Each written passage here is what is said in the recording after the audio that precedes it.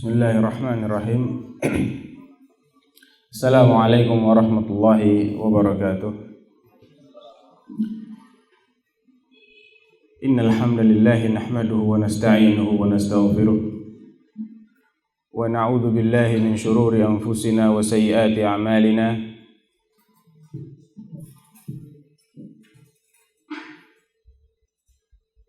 Man yahdihillahu fala mudilla lahu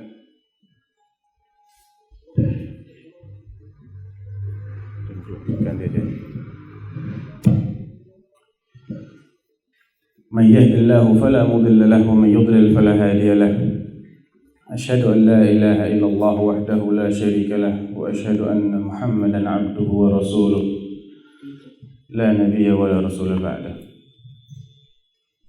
اللهم صل وسلم وبارك وأنعم على نبينا وحبيبنا وقرة أعيننا محمد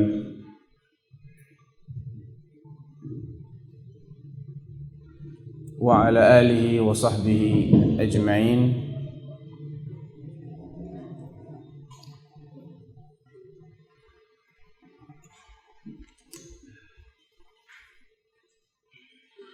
Amma ba'd. Alhamdulillah ikhwani wa akhwati fillah. Pada pagi yang cerah ini kita dipertemukan oleh Allah Subhanahu wa taala dalam rangka kajian Islam dan bedah buku. Mudah-mudahan kedatangan kita di sini dicatat sebagai amal saleh oleh Allah Subhanahu wa taala. Dan saya ucapkan jazakumullahu khairan katsiran atas kehadiran antum, dan kepada panitia juga seperti itu. Karena ini tidak mungkin terlaksana hanya dengan saya seorang diri. Ya, ini banyak orang-orang yang berjasa di balik ini. Saya hanya satu dari mereka. Kalaupun ada panitia tapi antum gak hadir, ya gak jadi juga kajiannya. Nah, tadi disebutkan bahwa saya akan mensyarah sebetulnya kitab ini bukan matan. Ya, kalau matan memang pantas untuk disyarah. Ini bukan suatu matan ilmiah yang bisa dijadikan materi kajian kemudian disyarah dipanjang lebarkan. Ini cuma kumpulan kisah. Ya. Dan ini juga baru pertama kali secara resmi buku ini dibedah oleh penulisnya atau dengan mengundang penulisnya. Mungkin ada orang lain yang pernah membedah, tapi kalau saya pribadi sebagai penulis disuruh bedah ya baru sekarang ini. Makanya saya agak heran, apa pantas toh dibedah ini bukunya? Tapi karena panitia mengatakan iya Ustaz pantas, ya sudahlah, enggak apa-apa. Jadi menurut saya pribadi ini buku ringan. Cuman isinya apa? Biografi gitu. Saya bercerita tentang Ummu Sulaim, Asma binti Abu Bakar As-Siddiq, Ummu Salamah dan lain-lain. Mau disyarah bagaimana? Mau dijabarkan seperti apa? Paling hanya bisa menganalisa. Itu yang bisa dilakukan terkait dengan buku-buku yang sifatnya cerita atau kisah. Kalau matan fikih, nah enak disyarah. 1,5 jam bicara juga mungkin kurang. Tapi kalau buku kayak gini 1,5 jam kelamaan.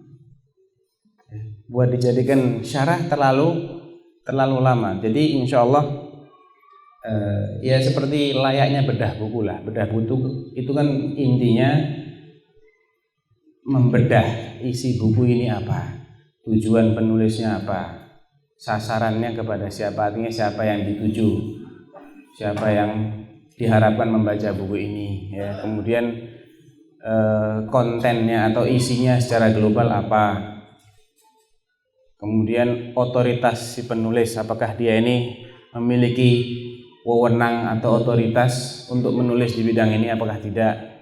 Kemudian juga nilai ilmiahnya seberapa, cukup ilmiah alias non fiksi umpamanya, ataukah fiksi, ataukah setengah-setengah, ya. Kemudian apa kelebihannya, apa kekurangannya, dan kalau boleh saya tambahkan ya kesimpulan umum lah. Jadi insya Allah itu yang akan jadi pembahasan kita tentang tujuan penulisan buku ini. Kenapa kok ditulis ini buku? Ada dua tujuannya. Yang pertama tentunya adalah memberikan sosok atau figur yang bisa menjadi teladan kaum muslimin, terutama ibu-ibu, ya. Karena memiliki idola, memiliki figur, memiliki sosok yang bisa atau harus atau pantas diteladani, ini penting sekali. Dan kita hari ini bahkan sejak beberapa waktu lamanya ini mengalami krisis idola. Bukan cuma krisis moneter, tapi juga krisis siapa yang layak menjadi idola kita, siapa yang pantas menjadi teladan kita. Oleh karena itu kalau antum saksikan banyak di antara kaum muslimin ini yang mengidolakan non muslim. Kalau diadakan sensus umpamanya ya, siapa dari generasi muda Islam ini yang mengidolakan generasi salaf, dibandingkan dengan siapa di antara mereka yang mengidolakan artis atau pemain bola, kira-kira banyak mana hasilnya? Banyak mana? Banyak pemain bola. Lihat aja yang nonton pemain Piala Dunia itu berapa juta. Dan siapa yang nyimak Rojak TV umpamanya, nggak bisa dibandingkan. Siapa yang berapa puluh ribu yang menghadiri pertandingan antara PSSI dengan anggaplah Persija atau Asyabab, penuh itu stadion. Padahal cuman main-main, iya kan? Jadi subhanallah zaman kita ini serba terbalik. Yang serius dibikin main-main, yang permainan dijadikan serius luar biasa. Kalau perlu berantem gara-gara permainan. Mereka itu semua julukannya pemain, la'ib bahasa Arabnya. Tapi disikapi secara serius sampai seperti itu. Sungguh aneh bin ajaib. Tapi yang mestinya kita seriusi dianggap main-main. Krisis idola nih kita. Dan yang paling parah itu kalau sudah kaum wanitanya rusak. Karena mereka ini mewakili separuh masyarakat, separuh umat, mungkin lebih, bahkan lebih. Saya yakin lebih. Jumlah kaum muslimat itu mesti lebih banyak daripada muslimin. Apalagi makin ke sini. Sudah mereka itu mewakili mayoritas umat, mereka juga yang melahirkan sisanya. Kita ini yang melahirkan perempuan apalagi? Perempuan kan? Jadi mereka ini seakan-akan umat ini terwakili oleh kaum wanita. Dan makar terbesar musuh Islam itu adalah menghancurkan wanita. Karena fitnah wanita ini fitnah yang luar biasa. Kalau mereka sudah rusak, dijamin ya, suaminya bisa ikut rusak, anak-anaknya bisa ikut rusak. Karena alasan itu, maka perlu ada usaha-usaha untuk mengembalikan sosok-sosok wanita salihah yang harus bisa menjadi teladan kaum muslimat. Perlu adanya pengenalan, promosi. Ya, anak promosi buku ini betul. Kenapa masih malu? Promosi, iya promosi. Yang kita promosikan ini siapa dulu gitu loh. Ya. Kalau orang tidak malu-malu mempromosikan buku yang merusak pemikiran, kenapa kita malu mempromosikan buku yang membenahi pemikiran, yang memberikan teladan? Ya. Jadi kalau anak promosi, pahami dari sisi ini kita promosi, bukan karena saya dapat duit, anak nggak dapat duit dari buku yang terjual ini 1.000 pun nggak dapat duit. ya. Jadi harganya berapa itu dari penerbit. Anak nggak dapat komisi. Alhamdulillah, lebih ikhlas. Jadi tujuan yang pertama itu kita ingin memberikan figur yang bisa menjadi teladan. Yang kedua, memang diusulkan. Jadi ini buku sudah lama sebetulnya. Mungkin tahun 2006 pertama kali terbit ya. Ada usulan dari salah seorang ustadz atau teman saya, coba kalau antum nulis buku tentang ibunda para ulama, bisa nggak? Dia cuma kasih judul. Ya coba, anak coba, insya Allah. Alhamdulillah, tidak lama sekitar 2 bulan atau sebulan gitu, jadi naskah mentahnya kemudian diedit dan tidak lama kemudian dicetak. Setelah 6 tahun atau 7 tahun, ya tentunya perlu direvisi gitu. Jadi mungkin ada tambahan-tambahan pun, dan memang banyak tambahannya, mungkin 2 kali lipat dari cetakan awalnya. Secara konten yang ditambahkan dalam edisi revisi ini hampir 100% kalau dilihat dari jumlah halaman.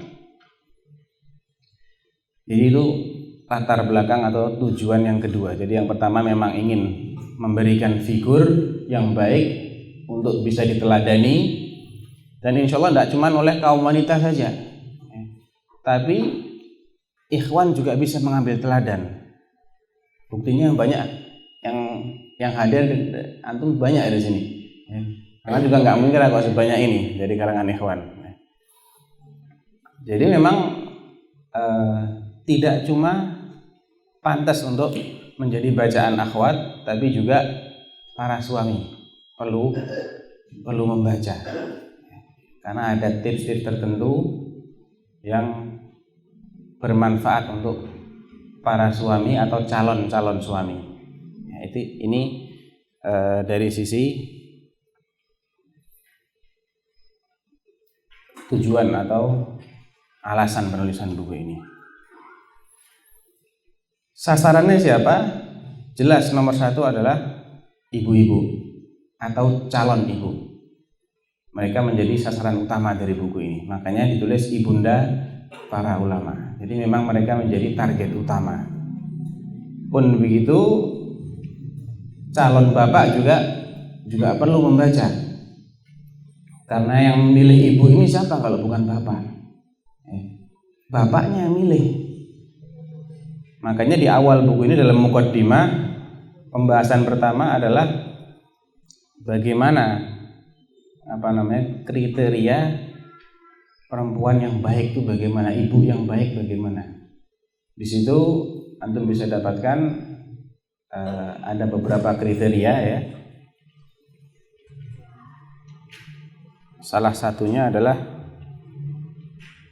jelas kesolehan itu nomor 1. Kesolehan itu nomor 1 ini tidak perlu dibahas ya. Sepakat insya Allah. Tapi ada kriteria lain yang perlu diperhatikan seperti kecerdasan. Usahakan cari yang cerdas. Dan jangan sampai diasuh oleh yang maaf ya, susah.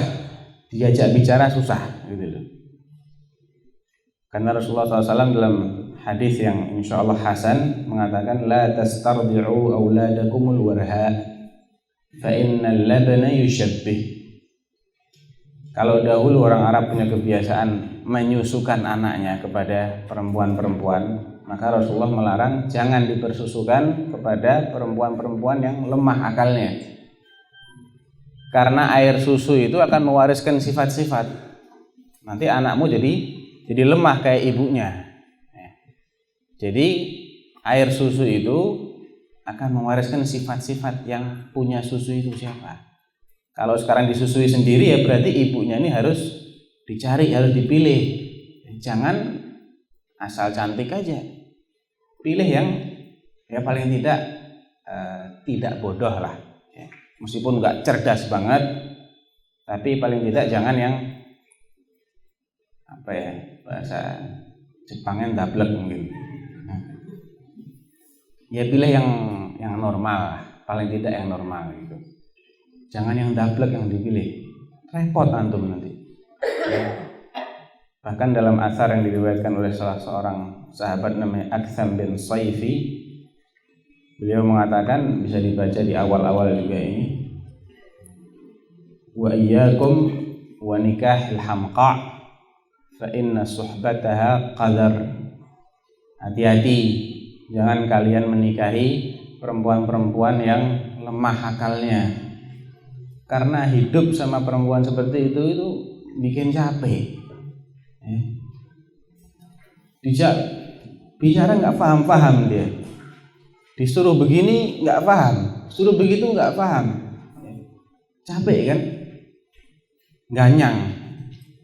Dan kalau kita tuh diganyang sama sesuatu yang senantiasa bareng sama kita, ini betul-betul sial namanya. Rasulullah SAW, "Lau kana syu'mu fi thalathin, lau kana syu'mu fi syai'in fa fi thalath."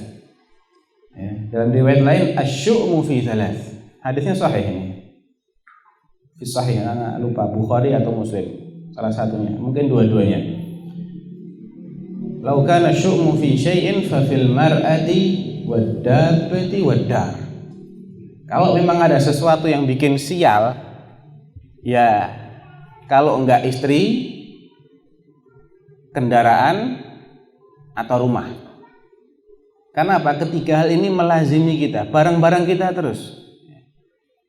Pernah punya mobil mogok-mogok terus, atau motor kerjanya mogok, kerjanya rusak itu, bikin sial kan? Karena itu kita pakai terus. Demikian juga kalau rumah, lagi-lagi bocor, lagi-lagi dimakan rayap, ya.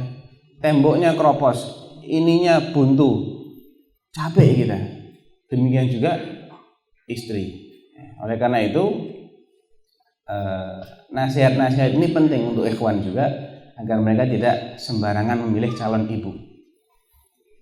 Jadi sasaran buku ini ibu-ibu, calon ibu, bapak-bapak dan calon bapak, semua cocok lah, ya.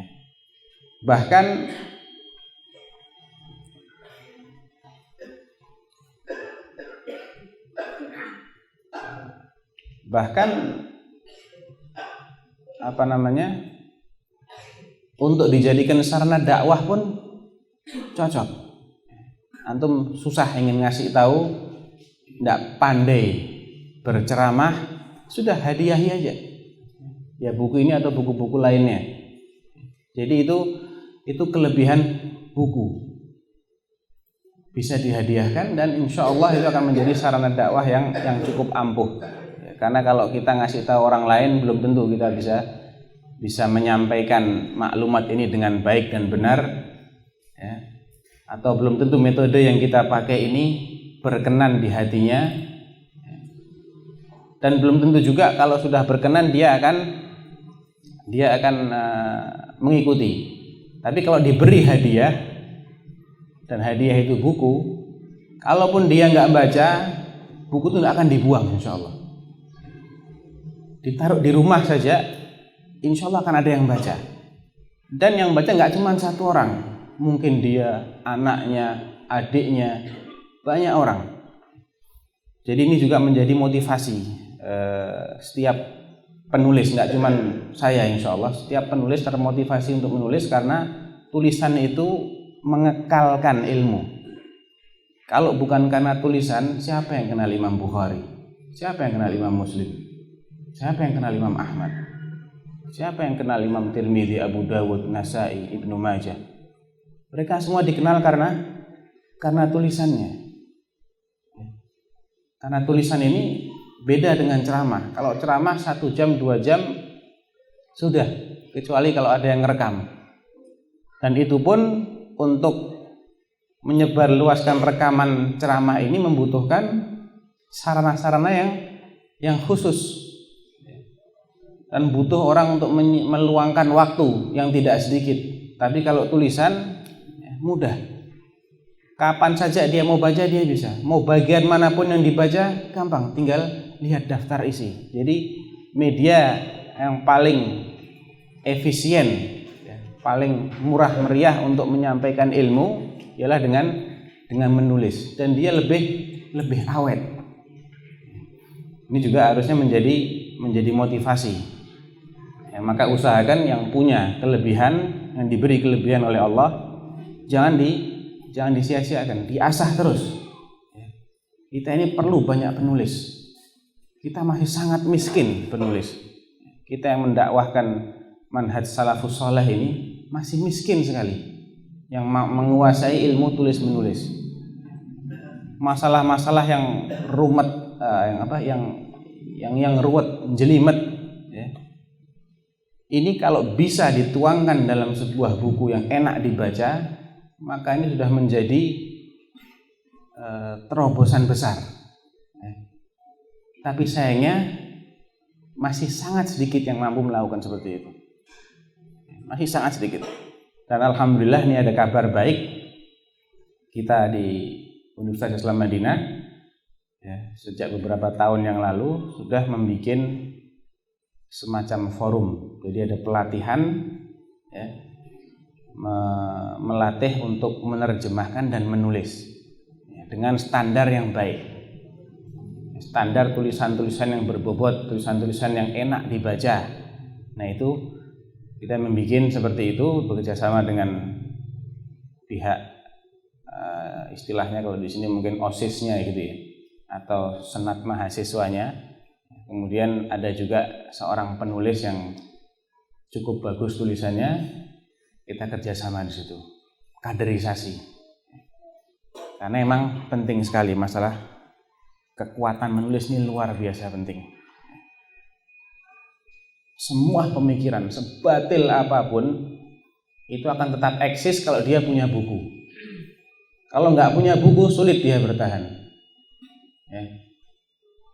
Karl Marx, Lenin, Stalin, buku-bukunya orang-orang sesat itu bertahan karena apa? Karena dia masih ada wujudnya. Jadi masih ada yang baca, kemudian ada yang tertarik, kemudian didakwahkan lagi, disebarluaskan lagi.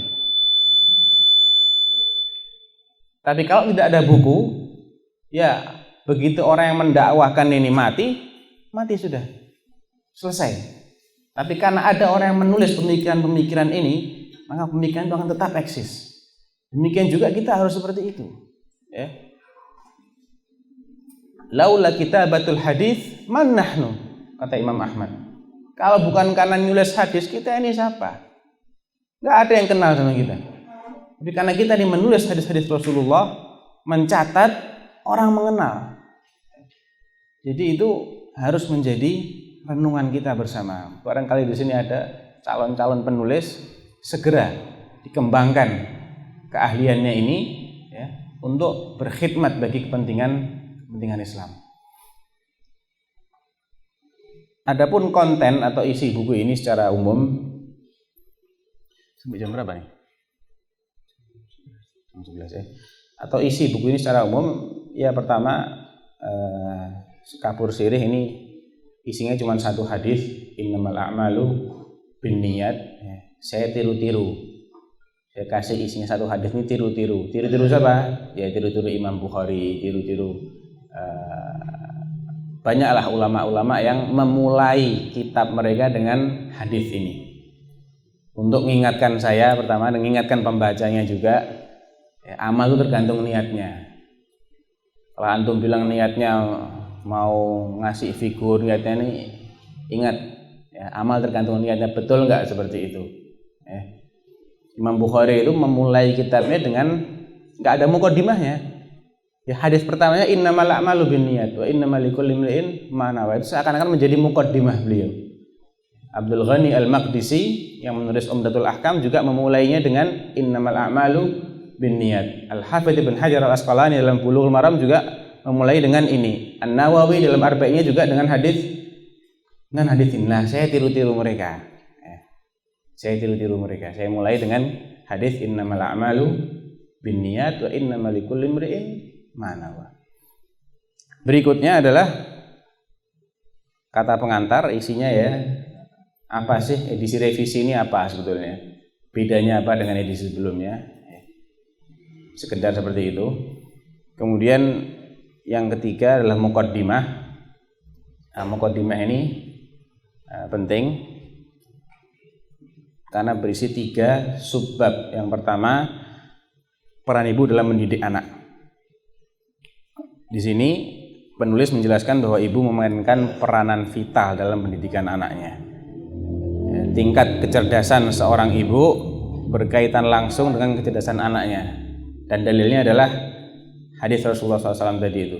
Fa innal labana yushabbih. Air susu itu akan mewariskan sifat-sifat. Kalau ibunya pintar, insya Allah anaknya juga akan terwarisi sifat itu. Kalau sebaliknya juga sebaliknya. Di samping kecerdasan tentu kesolehan ibu juga sangat berpengaruh. Bahkan lebih berperan. Dan ini terlalu banyak untuk disebutkan dalilnya. Ibu yang solehah akan senantiasa mendoakan anaknya. Ini salah satu keuntungan kalau punya ibu yang solehah. Antum tahu Imam Bukhari? Imam Bukhari tadinya lahir dalam keadaan tunanetra.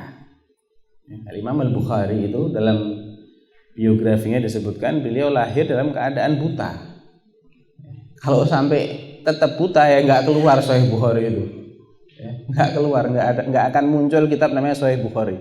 Tapi subhanallah, berkat taufik Allah kepada ibundanya yang senantiasa mendoakan Imam Bukhari agar dijadikan melihat, alhamdulillah akhirnya Allah berkenan mengabulkan doa si ibu ini sehingga Imam Bukhari bisa melihat. Dan akhirnya keluarlah Sahih Bukhari ini.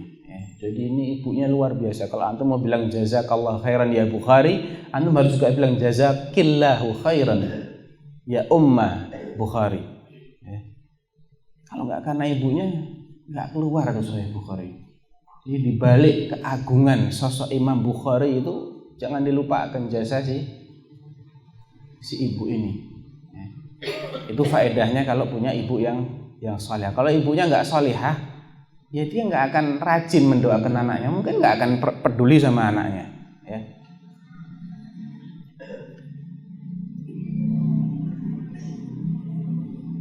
Itu bisa antum baca dalam halaman 11 tentang Imam Bukhari, itu ada dalam halaman 11. Subbab yang kedua adalah kriteria ibu yang baik dalam Islam.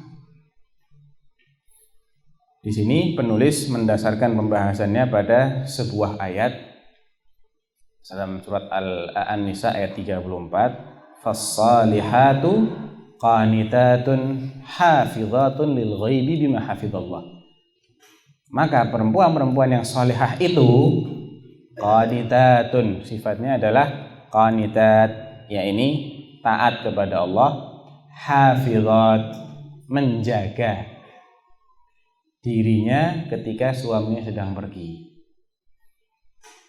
Ada 2 sifat wanita salihah yang disebutkan oleh Allah dalam ayat ini. Kemudian ditambah lagi hadis yang diriwayatkan oleh Bukhari Muslim, ya, bahwa Rasulullah SAW bersabda, khairu nisa'in rakibnal ibil nisa'u Quraisy, ahnahu ala tiflin wa ar'ahu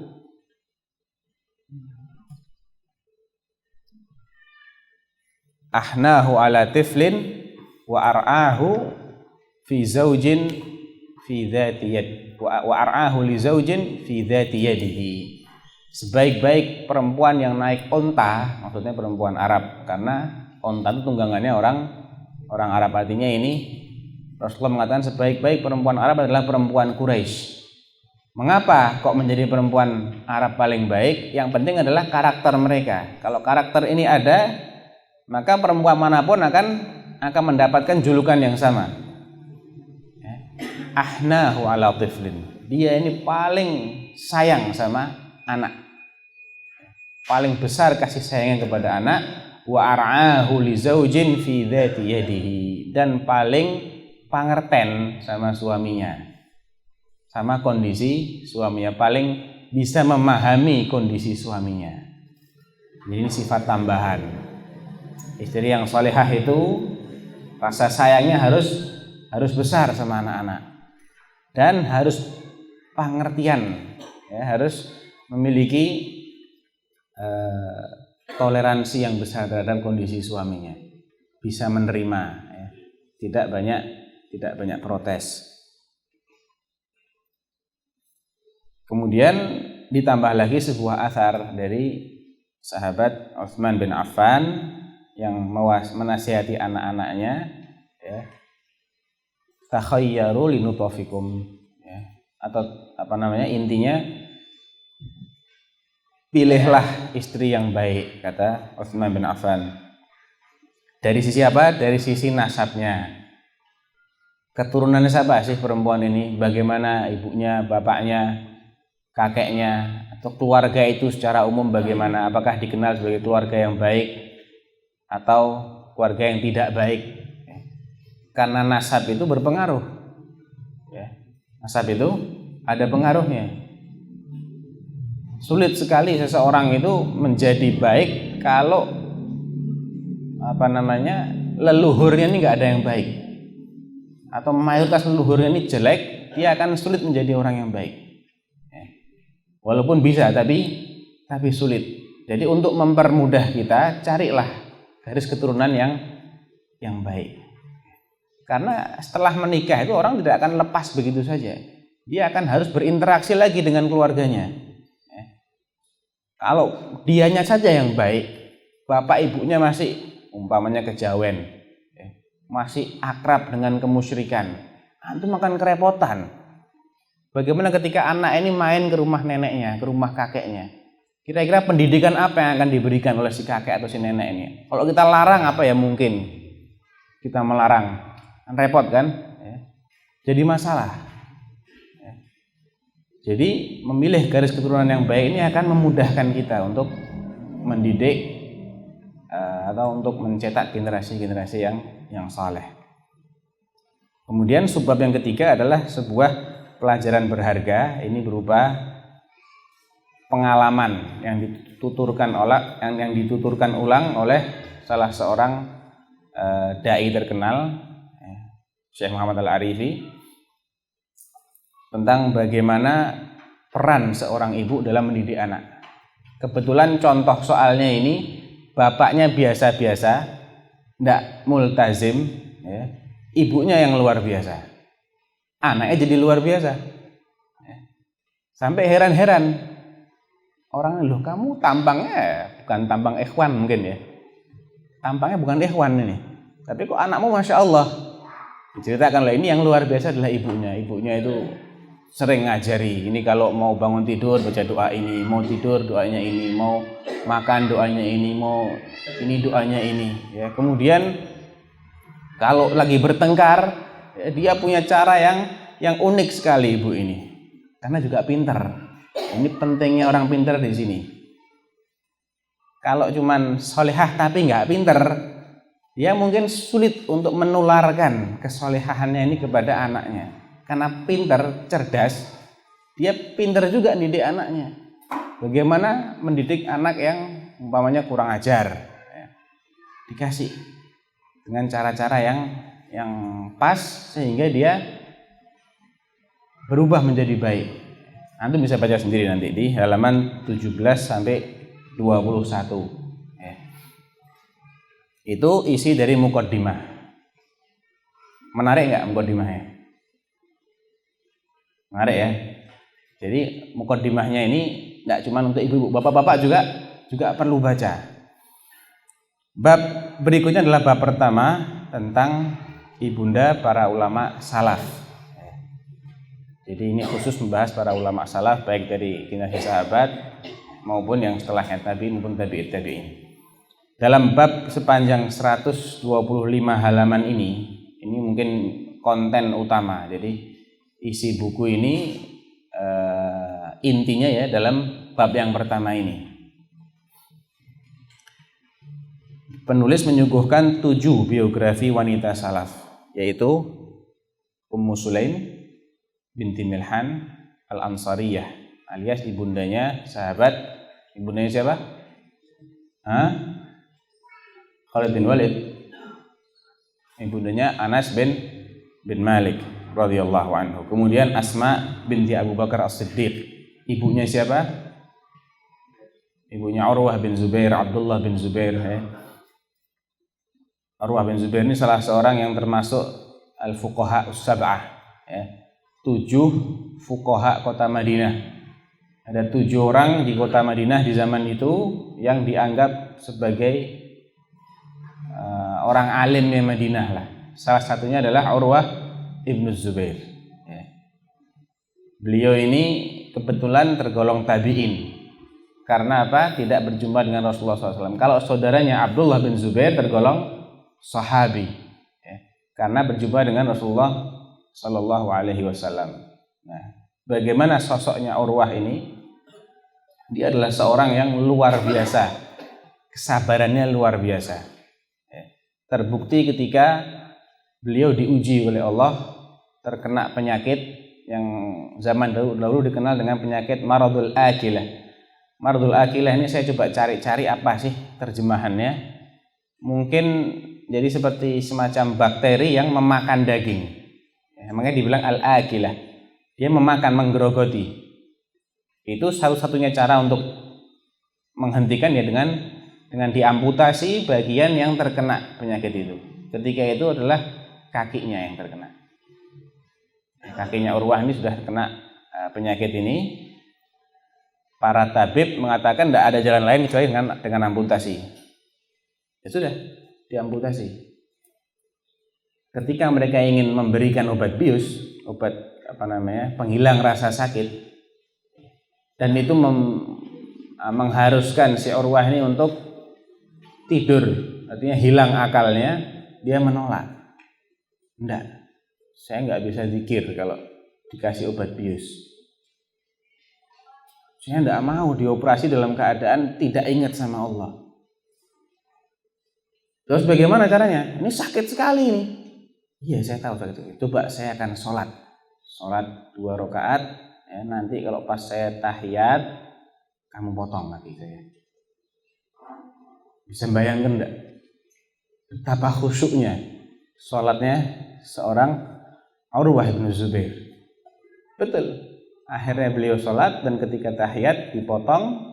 Setelah itu baru pingsan karena banyak darah yang keluar. Setelah pingsan belum selesai ujiannya. Beliau manggil-manggil anaknya. Dia ada punya anak 5 atau berapa gitu. Dipanggil-panggil, ada satu yang nggak datang. Kenapa? Si fulan barusan kepleset dari atap rumah, jatuh meninggal. Apa kata Urwah? Alhamdulillah katanya. Ya Allah, selama ini engkau memberiku banyak anggota tubuh.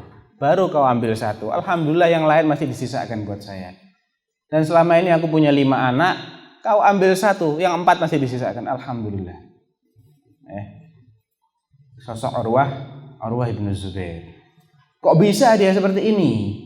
Lihat dulu siapa ibunya. Ibunya ini juga bukan perempuan sembarangan. Ini adalah Asma binti Abi Bakar As-Siddiq yang dijuluki apa julukannya? Ini antum salafi bukan? Kok nggak kenal gitu piye tuh? Julukannya apa? Ya, pemilik 2 ikat pinggang. Harus tahu ya, akhi, malu kalau nggak tahu. Nggak kenal sama salaf kita ya jangan ngaku salafi. Salafi itu apa artinya salafi? Ngikuti salaf, gitu loh. Wong kenal aja enggak kok mau ngikuti bagaimana? Kalau kita masih kenal misalnya nama presiden kita, nama menteri-menteri kita tahu, masa nggak tahu dengan nama sahabiah yang demikian hebat perjuangannya ini? Dia lebih berhak untuk kita kenal daripada siapapun di dunia ini. Setelah Rasulullah SAW, mereka tuh yang paling pantas untuk kita kaji, untuk kita korek-korek biografinya adalah para salaf ini. Jangan sampai tidak kenal, malu kalau nggak kenal, malu terhadap diri kita sendiri, dan malu kok sampai kita ini mengaku salafi tapi tidak kenal dengan salafus saleh. Asma ini dijuluki Dzatu an-Nitaqain. Apa sih? Kok bisa dapat julukan seperti itu? Bagaimana ceritanya? Ceritanya adalah ketika hijrah, Asma ini bertugas sebagai cateringnya Rasulullah dan Abu Bakar As-Siddiq. Karena keduanya sempat nginep di hotel. Nama hotelnya apa? Gua. Hotel namanya Gua Thaur. Hotel bintang berapa nih? Bintang tak terhingga, karena bintangnya mungkin langsung langit. Lah cateringnya ini Asma binti Abu Bakar As-Siddiq. Guide-nya, ada guide-nya juga. Guide-nya namanya Abdullah bin Uraiqid. Ya, ini masih musyrik ketika itu. Dan ketika itu juga ada anaknya Abu Bakar yang lain yang ditugasi untuk mencari kabar bagaimana perkembangan reaksi orang-orang Quraisy dengan menghilangnya Rasulullah dan Abu Bakar As-Siddiq ini. Ketika masih nginep di hotel berbintang tak terhingga tadi itu, ya, tentu yang ngantar makanan ini perlu sarana. Kebetulan ketika makanan sudah siap mau diikat, nggak ada tali, terpaksalah ikat pinggangnya ini dibelah dua. Yang satu dipakai ikat pinggang, yang satu lagi dipakai untuk mengikat bekal itu yang akan dibawa kepada Rasulullah dan Abu Bakar. Dari situlah dijuluki Dzatun Nitaqain. Kemudian salah satu keberaniannya Asma ini ialah ketika Abu Jahal mendatangi rumahnya. Kemudian tanya, "Di mana Abu Bakar?" Dia bilang, "Enggak tahu saya." Langsung digampar itu sampai copot anting-antingnya. Kemudian ketika bapaknya Abu Bakar, Abdullah bin Abi Quhafah, yang ketika itu buta tapi masih musyrik, ya, sudah tua, tanya, "Di mana bapakmu?" Ya, dia pergi. Waduh, kamu kesian dong kalau pergi, enggak ninggali apa-apa buat anaknya. Langsung dia mengambil sehelai kain diisi kerikil, diikat, ditaruh di tempat Abu Bakar biasa ninggali pundi-pundi uangnya. Terus kakeknya suruh pegang, "Ini loh, kayak pegang nih, ada duit di sini," katanya. Padahal isinya kerikil, bukan batu. Ini cerdas nggak kalau begini? Cerdas. Sudah cerdas, pemberani, dan penyabar. Bukti kesabarannya bagaimana? Ketika putranya Abdullah bin Zubair radhiyallahu anhuma dibunuh oleh Hajjaj bin Yusuf, kemudian disalib itu bukan berarti dipasang di atas kayu yang kayak salib, itu bukan. Disalib itu ditegakkan, ya. Shallaba yusallibu itu menegakkan dia, memancang dia.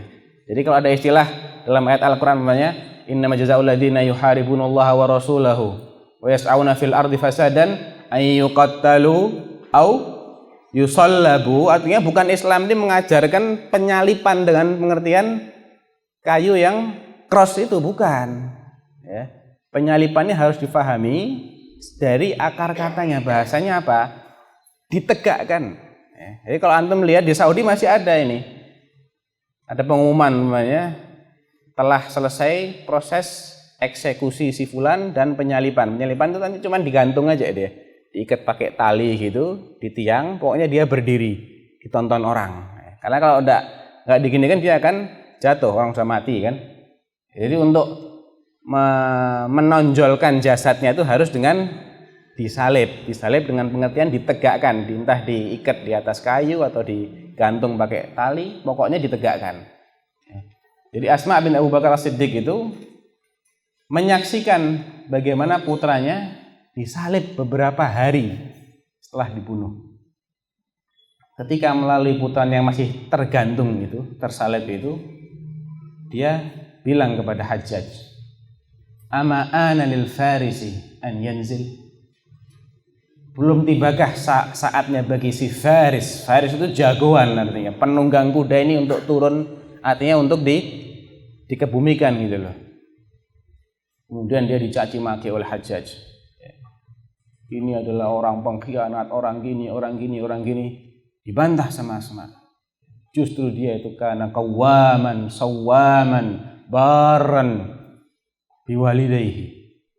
Bahkan dia itu orang yang ahli sholat, ahli puasa, dan berbakti kepada orang tua. Dan kamu saya kasih tahu ya, katanya Asma kepada Hajjaj bin Yusuf. Inni sami'tu Rasulullah SAW yaqul sayakhruju min Thaqif Kadzabun wa mubir.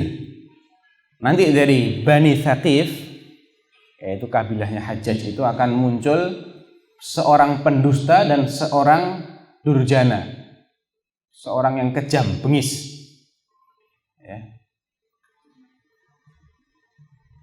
Wa ana dan saya mengira kamulah si durjana itu, si orang atsani minhuma syarr minal awal, kata Rasulullah. Yang kedua lebih jahat daripada yang pertama. Ini yang bengis ini lebih jahat dari yang pertama. Dan katanya Asma, kamulah yang dimaksud dengan orang bengis dari Bani Thaqif itu. Jadi dia sabar, dia tidak bersedih, tidak meratapi kematian anaknya ini. Bahkan sabar. Ini dari buah kesabarannya, keberaniannya ini lahirlah orang-orang seperti Abdullah bin Zubair dan Urwah bin Zubair. Kemudian berikutnya kisah tentang Ummu Sulaim, yaitu ibundanya Anas bin Malik.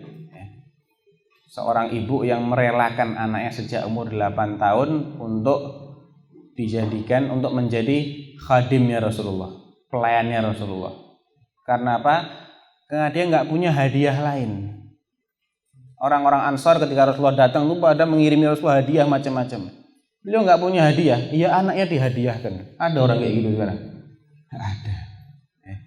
Anaknya sudah Rasulullah, ini anak nggak punya hadiah lain, ini akin hadza waladi Anas, biar dia jadi khadammu. Tapi kalau didoakan ya Rasulullah ya, doakan sama Rasulullah.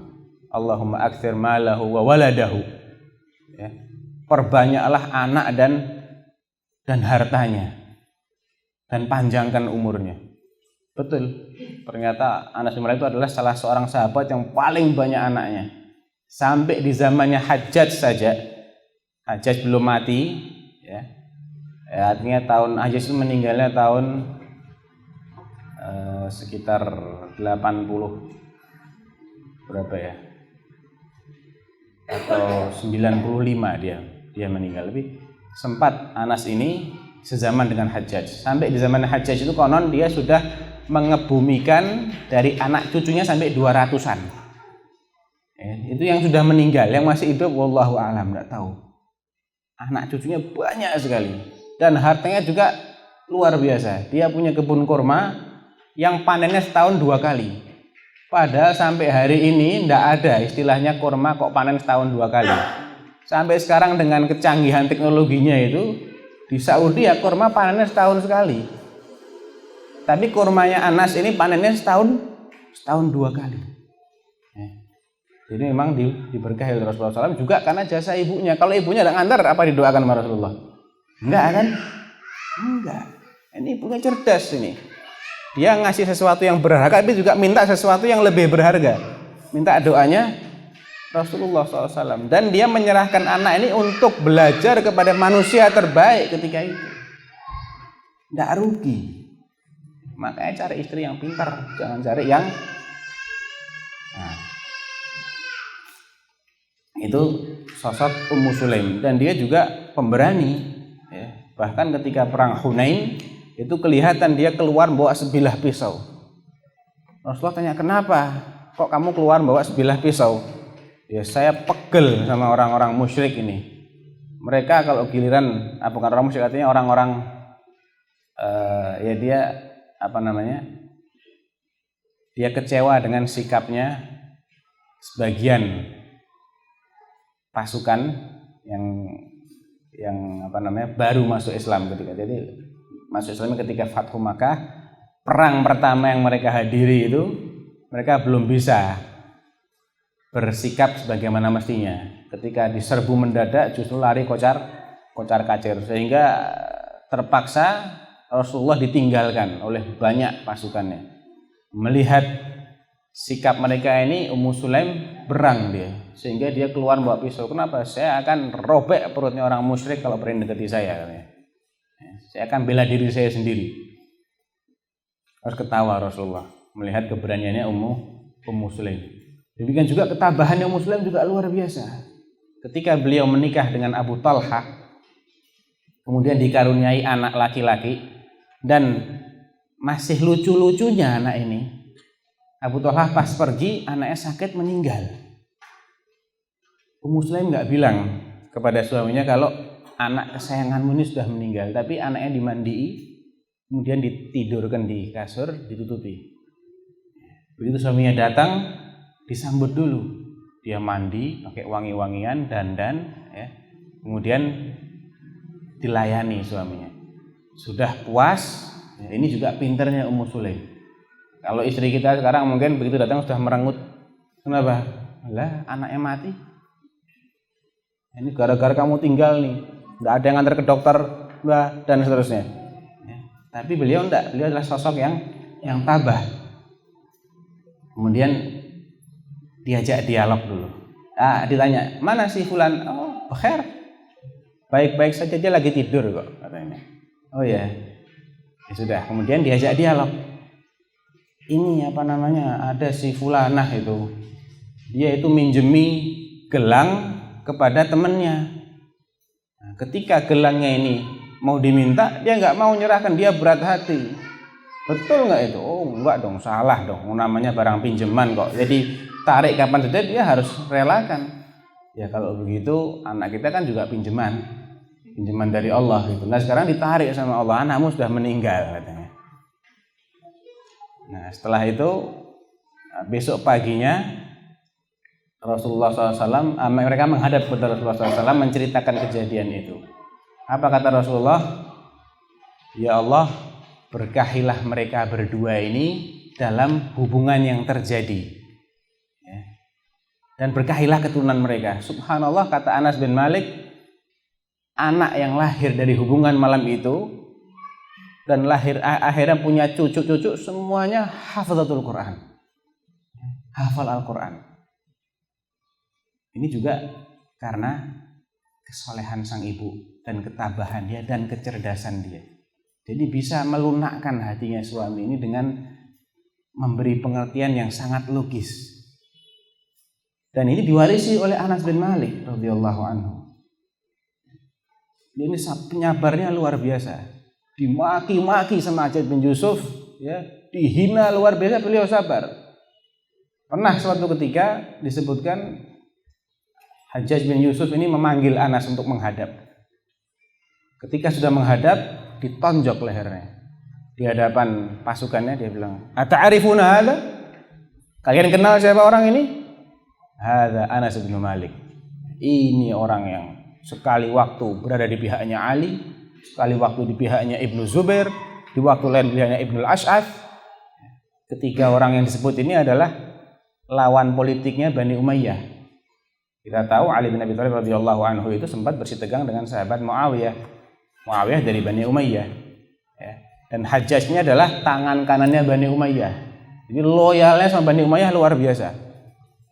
Ini loyal yang batil tentunya, ya, bukan yang hak.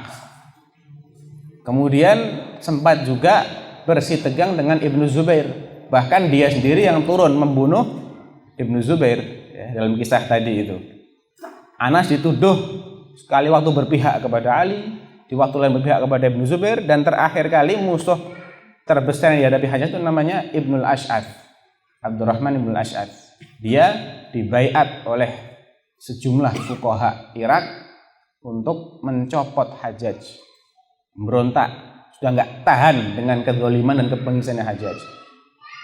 Selain mencopot Hajjaj, yang salah besarnya lagi adalah mereka juga ingin mencopot yang ngangkat Hajjaj, yaitu Abdul Malik bin Marwan, khalifah ketika itu. Sehingga terjadilah fitnah yang demikian besar, ya, yang korban tewasnya itu sampai 130.000 jiwa. Ya. Dalam Sahih Bukhari disebutkan ada salah seorang tabi'in bertanya atau minta kepada ulama lain, coba kamu hitung berapa orang yang dieksekusi oleh Hajjaj gara-gara pemberontakannya Ibnu Ash'ath ini. Dihitung-hitung sampai 130.000 orang. Anas bin Malik ini dituduh oleh Hajjaj sebagai orang yang pindah sana pindah sini. Kemudian setelah dipermalukan seperti itu, dia mengatakan begini, saya ini kepingin menyiksa kamu, mengginikan kamu, menggitukan kamu.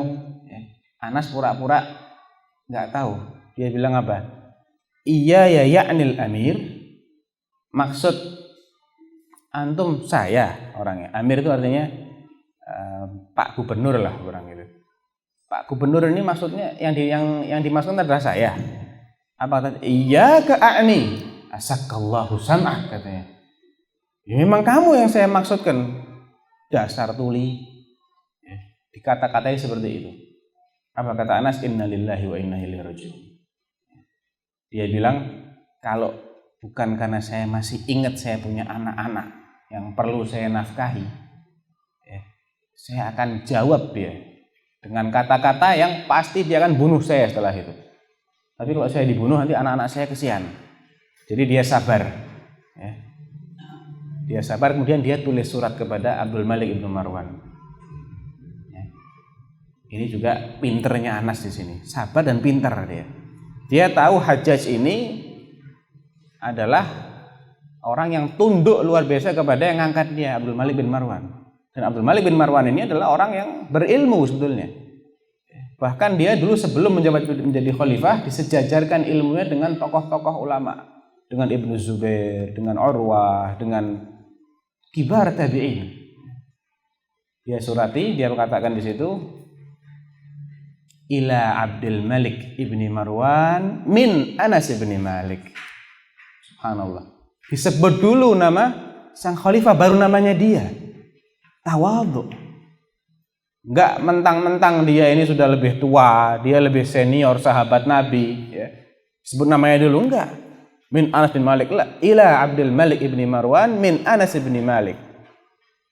Ketahuilah, ya, andainya orang-orang Yahudi itu bertemu dengan sahabat-sahabatnya Musa, maka mereka akan memuliakan, akan menghormati sahabat-sahabat Nabi Musa alaihissalam. Kalau orang Nasara ketemu dengan sahabat-sahabatnya Nabi Isa alaihissalam, mereka akan memuliakan. Wa ana khadimu Rasulullah.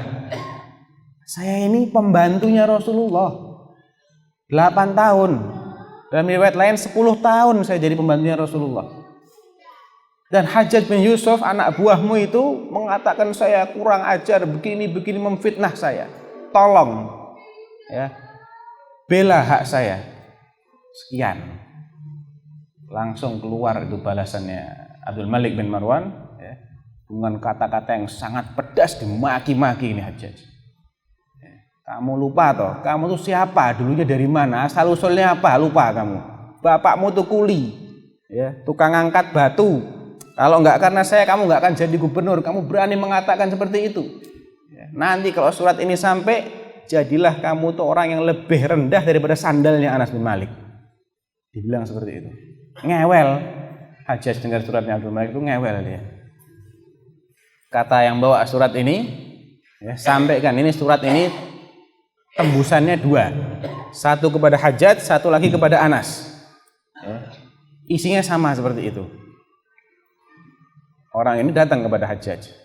Jadi perintahnya Hajjaj suruh mendatangi Anas, suruh ndelosor-ndelosor sampai seperti lebih rendah dari sandalnya.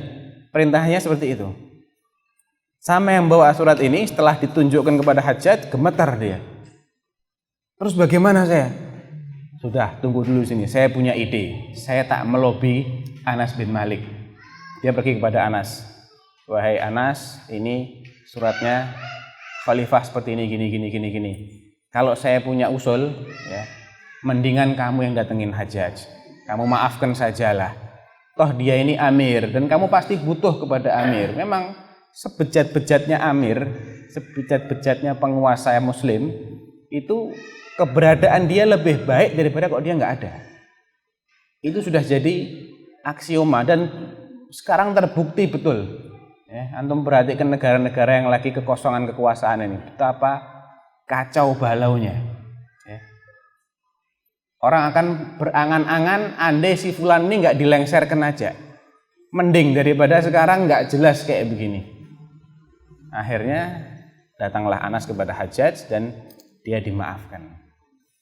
Ini sosok Anas bin Malik dan itu diwarisi dari dari ibunya yang luar biasa. Nah, kisah-kisah yang lainnya antum bisa baca sendirilah. Nanti kalau tak jelaskan akhirnya sama dengan baca buku, ndak enak. Antum baca sendirilah ya yang lain. Kemudian ada subbab, setelah bab pertama itu ada subbab yang judulnya wasiat para ibunda kepada putranya. Ini belum ada dalam edisi-edisi sebelumnya. Jadi yang sudah punya edisi yang lalu, kalau nggak beli ya nggak tahu. Ini khusus dalam edisi revisi adanya. Isinya adalah tentang ibunda Imam Sufyan Ats-Tsauri, ibunda Imam Malik, ibunda Imam Ali bin Al-Madini, dan ada dua lagi ulama yang mungkin namanya jarang kita dengar. Yang terkenal yang tiga saya sebutkan tadi ini, Sufyan Ats-Tsauri, Imam Malik bin Anas, dan Ali bin Al-Madini. Semuanya min ahlil hadis. Di antaranya nasihat mereka ini berkisar kepada anjuran agar sang anak rajin thalabul ilm, menuntut ilmu, agar taat beragama, agar memperbaiki perilakunya, walaupun tampangnya itu mengerikan, tapi kalau akhlaknya baik orang bisa simpati. Walaupun tampangnya ini buruk, ya, tapi kalau dia berilmu orang akan datang kepada dia karena ilmunya. Kemudian juga agar mengamalkan ilmu itu. Dan ini adalah nasihat yang luar biasa dari ibunda Sufyan Ats-Tsauri. Dia mengatakan, "Ya bni, utlubul ilma wa ana akfika bimighzali." Wahai putraku, tuntutlah ilmu. Saya yang tanggung biayanya ini dari hasil memintal. Hasil memintal ini biayanya nanti saya buat nyekolahkan kamu. Utlubul ilm. Tapi nggak berhenti sampai di situ. Fa idza katabta 10 kalimat atau 10 ahadits fanzur. Nanti kalau kamu sudah mencatat 10 hadis, lihat, perhatikan dirimu. Ada nggak yang berubah? Perilakumu, cara jalanmu, ya, ibadahmu, ada nggak yang berubah? Kalau tambah baik, teruskan. Kalau enggak, stop. Jangan diteruskan. Nanti kamu makin berat tanggung jawabnya. Kata ibunda Imam Sufyan Ats-Tsauri. Dan diingat-ingat terus sampai dia dewasa, diingat-ingat ini wasiat sang ibu. Antum bisa baca sendiri nanti di subbab itu, karena nggak tak tulis di halaman berapa di sini. Demikian juga ibunda Imam Malik dan ibunda Imam Ali bin Al-Madini. Ibundanya Ali bin Al-Madini ini sempat ditinggal bertahun-tahun oleh putranya untuk merantau mencari ilmu. Sampai saking lamanya orang-orang pada memprovokasi sang ibu ini, sudahlah, kamu surati anakmu itu suruh balik ke sini. Terlalu lama dia, ya, meninggalkan kamu. Ketika Imam Ali bin Al-Madini ini kembali, ibunya bilang apa? Dia bilang, saya tahu siapa teman-temanmu yang baik dan siapa teman-temanmu yang tidak baik. Loh, dari mana bu kok tahu? Si fulan itu orang baik. Karena tiap kali mereka kesini mereka bilang, ibu sabar, anakmu ini lagi thalabul ilm. Nanti kalau dia pulang dia akan menjadi alim besar. Kamu akan bangga. Tapi si fulan ini temanmu yang jelek. Karena apa? Dia bilang, surati dia suruh pulang cepat. Ini orang tidak baik ini katanya. Dan ternyata memang menjadi satu-satunya alim yang menurut Imam Bukhari lebih alim dari dirinya. Imam Bukhari mengatakan, mastasghartu nafsi inda ahadin illa inda Ali bin Al-Madini. Aku tidak pernah merasa diriku ini lebih rendah atau junior di hadapan siapapun kecuali kalau berhadapan dengan Imam Ali bin Al-Madini. Memang dia ini senior. Ini menunjukkan kalau Imam Bukhari itu kayak begitu. Lah antum bayangkan ini gurunya ini. Ya, lebih lagi ilmunya dari Imam Bukhari. Cuman karena beliau tidak menyusun kitab seperti Sahih Bukhari, jadi kita mungkin jarang dengar. Makanya ini bedanya alim yang menulis dengan alim yang jarang menulis. Dia akan lebih tersebar ilmunya. Kemudian setelah itu bab kedua, isinya adalah ibunda para ulama masa kini yang kontemporer. Ini juga baru ada di edisi revisi. Dalam edisi yang lama nggak ada. Dan antum akan mendapatkan sosok yang insya Allah lebih mudah untuk ditiru. Ya, karena kontemporer, satu zaman dengan kita. Ya. Jadi ibu-ibu juga akan lebih mudah untuk mencari figur yang dekat dengan zamannya. Karena semua yang disebutkan dalam bab ini semuanya hidup pada abad 20, bahkan masih ada yang hidup sampai sekarang.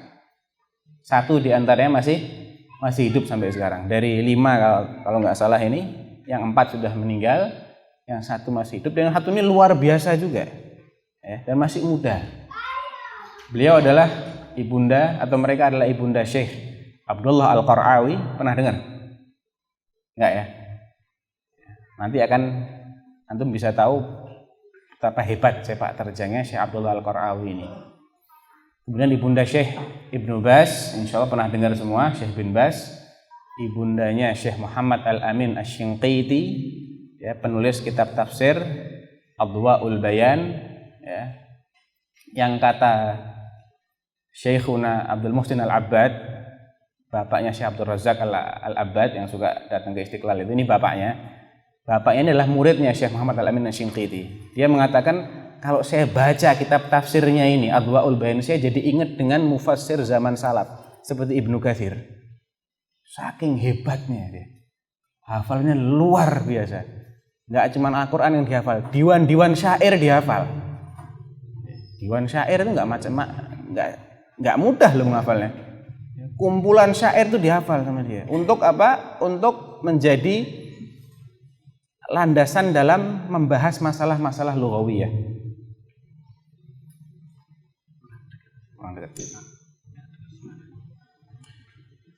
Jadi seorang alim seperti Syekh Muhammad Al-Amin Asy-Syinqiti ini juga hasil didikan ibunda yang salehah. Ya, antum bisa baca bagaimana. Adapun Syekh Abdullah Al-Qar'awi juga hebat, cuman dia jarang kita dengar namanya. Tapi kalau di Saudi sana, sepak terjangnya itu seperti Syekh Muhammad bin Abdul Wahab. Cuman beliau di selatan Jazirah Arab. Kalau Syekh Muhammad bin Abdul Wahab itu lebih fokus pada daerah Najd, ya, Hijaz, daerah-daerah utara. Kalau beliau ini ya menjadi mujaddid di daerah selatan.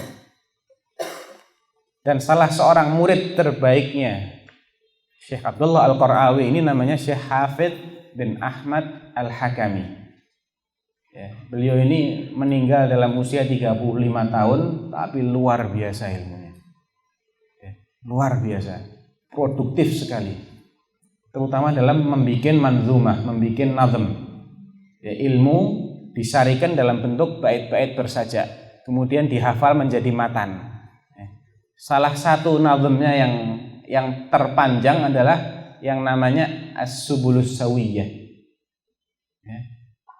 Fi Sunanil Marwiyah, fi Fiqh Sunanil Marwiyah, itu jumlahnya 2420 bait. Dari mana disusunnya? Dari kitab-kitab seperti Bulughul Maram, Nail Autar, ya. Kemudian kitab-kitab hadis yang lainnya itu sama beliau difahami, disarikan masalah demi masalahnya, dalil-dalilnya, kemudian dibikin syair. Antum bayangkan 2420. Jadi masalah-masalah fikih, sebagian khilafnya, dalil-dalil mereka itu disusun dalam bentuk syair. Indah sekali dan sangat mudah untuk dihafal. Ini kelebihan yang luar biasa yang Allah berikan kepada Syekh Hafidz bin Ahmad Al-Hakami. Dan ini adalah murid terbaiknya Syekh Abdullah Al-Qar'awi. Antum bayangkan gurunya kayak apa. Yang lebih hebat lagi, ibunya ini luar biasa. Antum bisa baca di halaman cukup panjang juga sebenarnya. Bisa antum baca dalam halaman, wah nggak anak tulis di sini. Ya, pokoknya Syekh Abdullah Al-Qar'awi bisa dilihat di daftar isi nanti.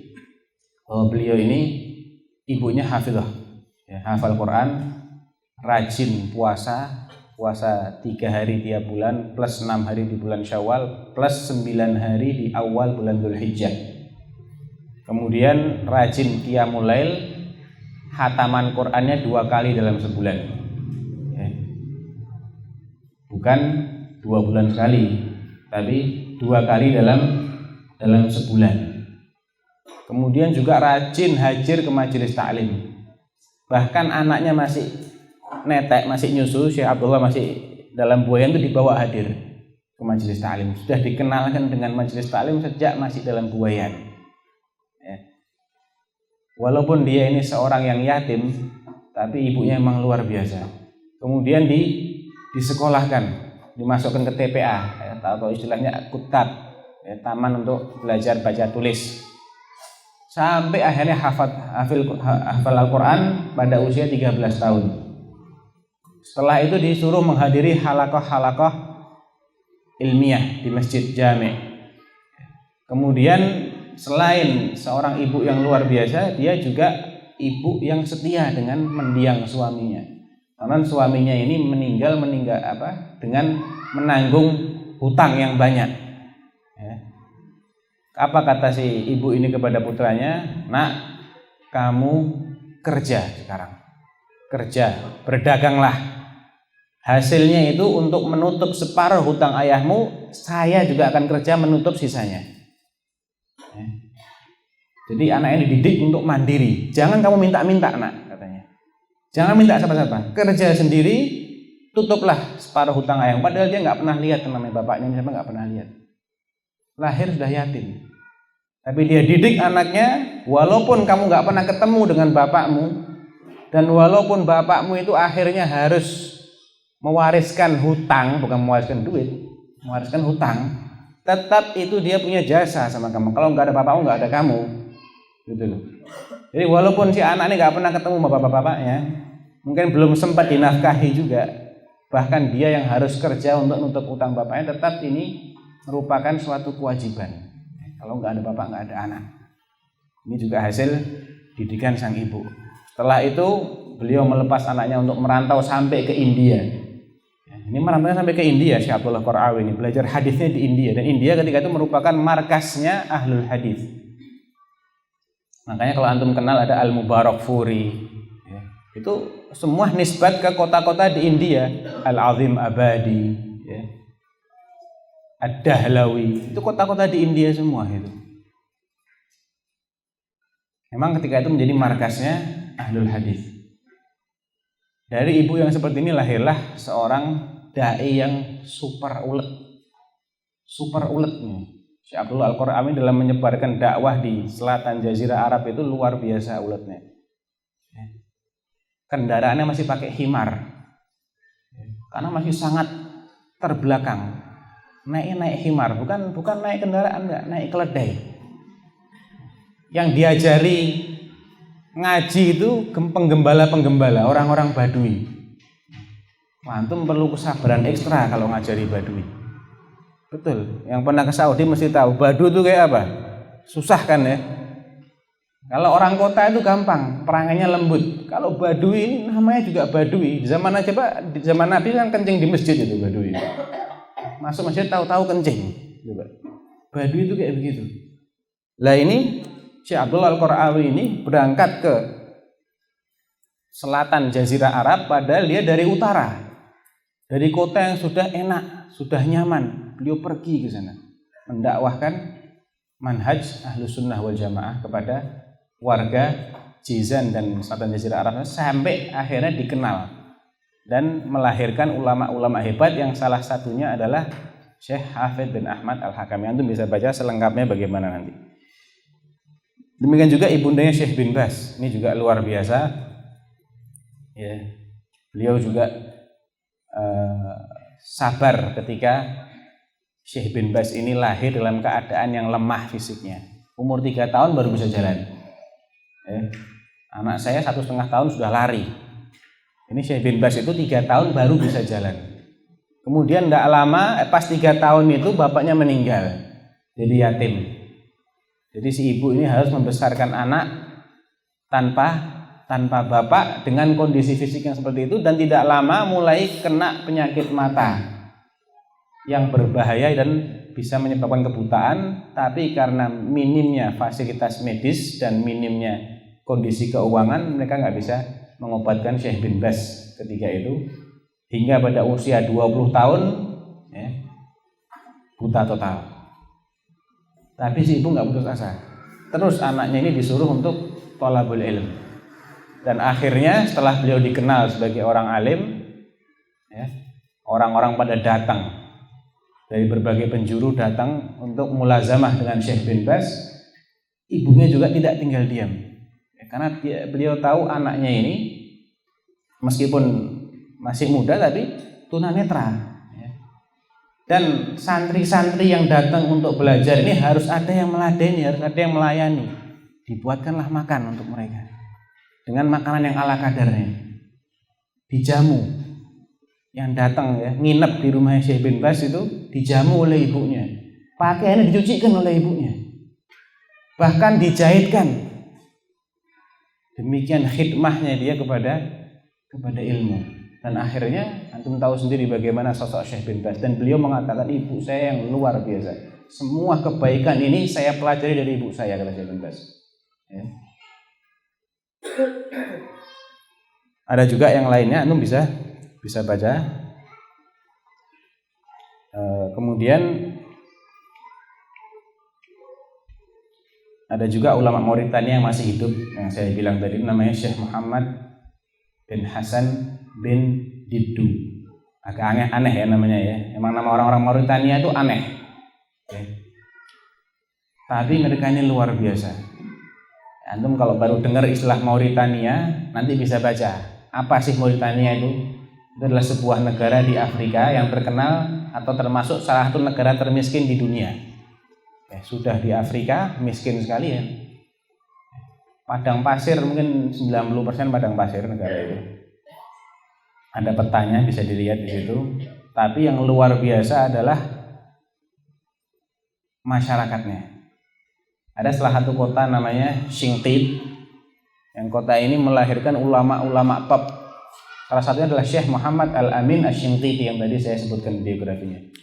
Itu berasal dari Shinqit. Kemudian ada juga sekarang yang terkenal Syekh Muhammad bin Mukhtar Asy-Shinqiti. Salah seorang masyayikhuna juga, guru kami. Dahulunya di Madinah, kemudian menjadi anggota Hay'ah Kibarul Ulama. Pindah ke Riyadh. Dan masih banyak lagi. Salah satunya juga Syekh Muhammad bin Hasan Diddu Asy-Shinqiti. Cuman beliau bukan warga Saudi, masih warga Mauritania. Ini orang ini yang masih hidupnya dan umurnya insya Allah belum sampai 50 tahun ya. Antum kalau saya ceritakan kehebatan hafalannya mungkin tidak percaya ya. Jadi sebagian kitab hadis itu dihafal, Sahih Bukhari, Sahih Muslim, Sunan itu ya, sebagiannya dihafal. Saya nggak tahu sebagian ini berapa banyak ya, karena emang tidak menemukan data yang akurat tentang berapa banyak kitab yang dihafal. Tapi tiap kali mensyarah matan nggak pernah bawa kitab. Jadi ilmu itu dihafal semua. Bisa bayangkan enggak? Paling kalau membawa satu kertas oret-oretan karena ada satu kaul yang baru dia baca ketika itu dan dia belum hafal, maka ditulis. Kebanyakan seringkali nggak bawa apa-apa. Hatta matannya dia hafal. Matan plus syarahnya dia hafal. Dan sudah puluhan yang disyarah itu. Baik yang sifatnya nazm, bait-bait bersaja maupun nathar ya. Seperti mungkin kitab Tauhid ya, Al-Ajurumiyah, itu namanya nathar, nggak pakai bait-bait bersaja.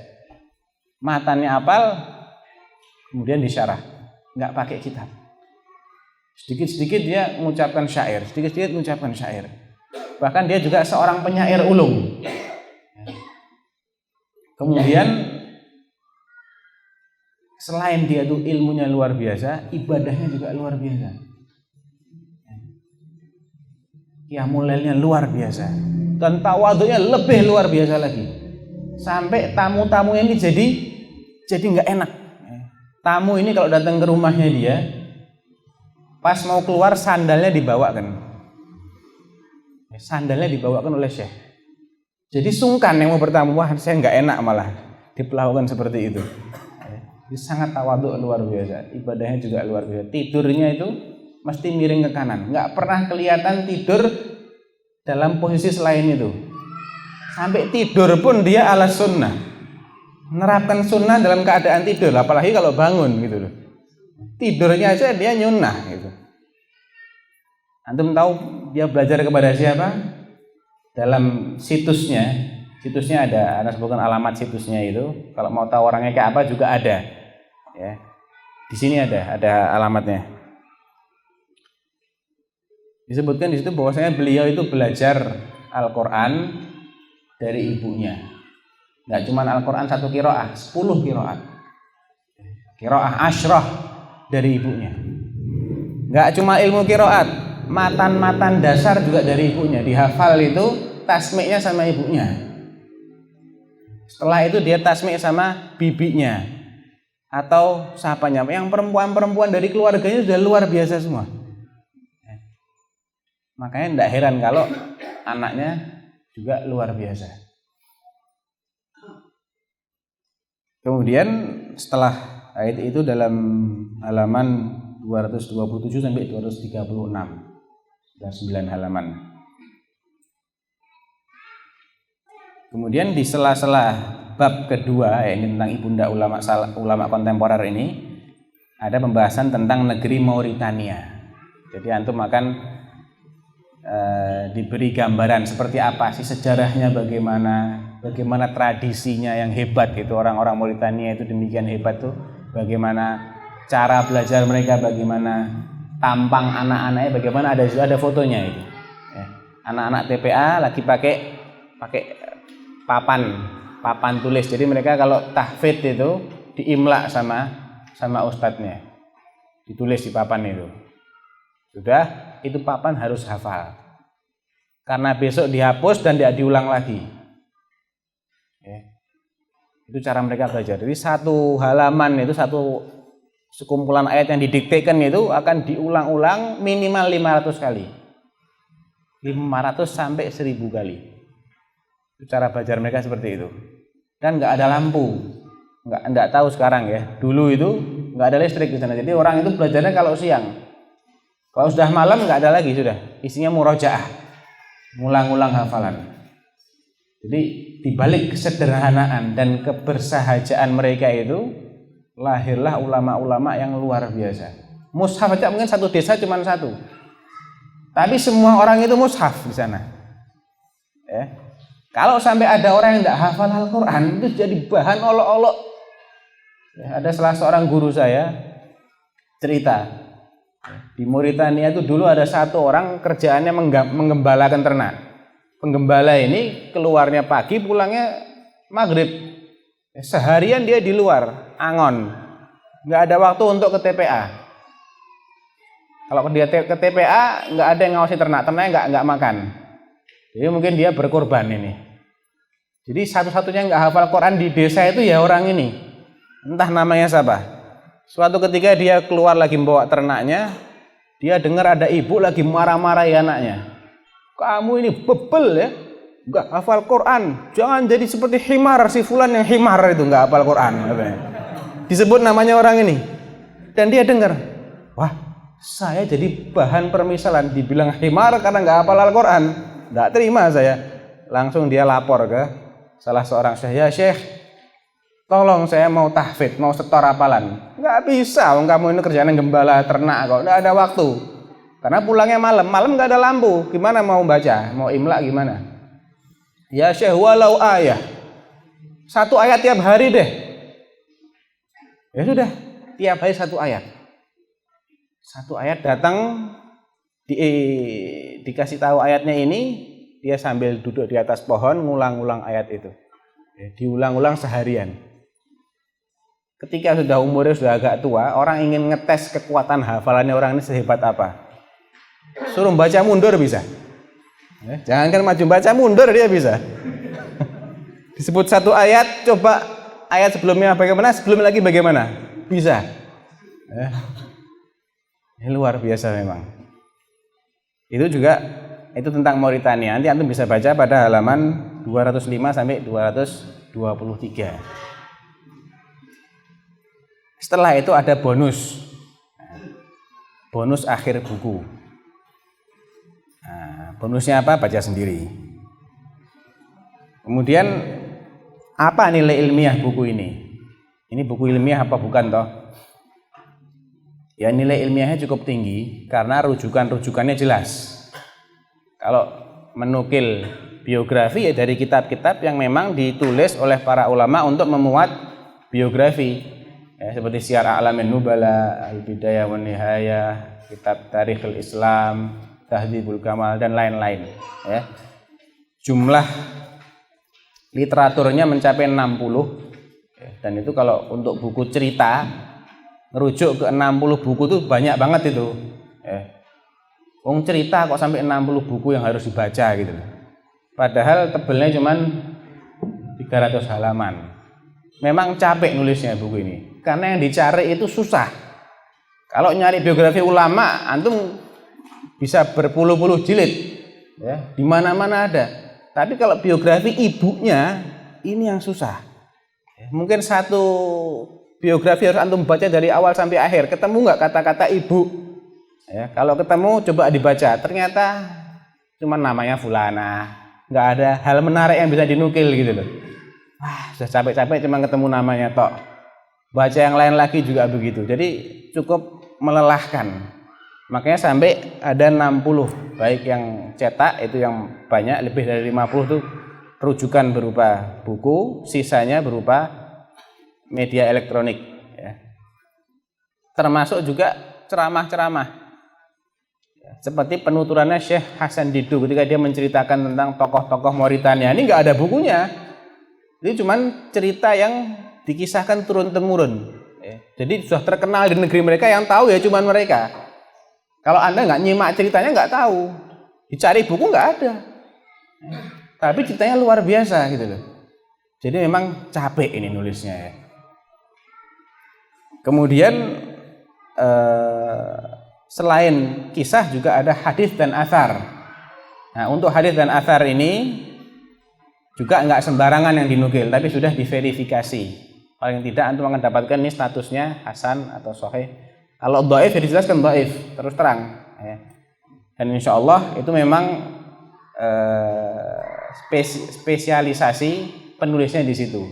Jadi dia mengambil jurusan hadis. Jadi kalau komentari hadis ya memang bidangnya di situ gitu loh. Ini juga menunjukkan otoritasnya juga cukup ya. Cukup dia punya latar belakang dalam membahas masalah sanad hadis. Daripada kalau yang nyusun, yang menukil ini bukan orang yang mengerti masalah hadis. Dia nggak akan bisa bedakan mana yang sahih, mana yang dhaif. Ya, masalah-masalah sirah, masalah-masalah athar ini akan sulit ya diverifikasi kalau yang nulis ini tidak berkecimpung di bidang hadis. Oleh karena itu rata-rata sejarawan yang top itu ahli hadis. Imam At-Tabari, penulis Tarikh At-Tabari yang sampai belasan jilid itu jelas ahli hadis. Tafsirnya antum melihat isinya hadis bukan? Isinya sanad utuh puluhan ribu. Ibnu Katsir juga ahli hadis. Selain beliau ahli tafsir, beliau punya kitab sejarah yang terkenal Al-Bidayah wan Nihayah. Beliau juga punya Al-Musnadul Jami' atau Jami'ul Masanid was Sunan. Ya, itu jumlahnya sampai kalau nggak salah belasan jilid. Beliau mengumpulkan hadis-hadis dari puluhan kitab hadis dikumpulkan oleh beliau, seorang muhaddis.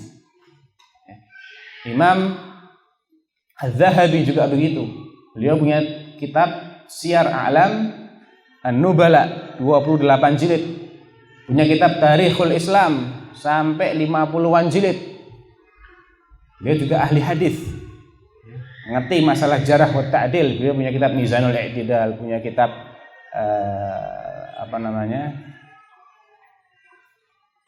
macam-macam lah, kitabnya banyak sekali.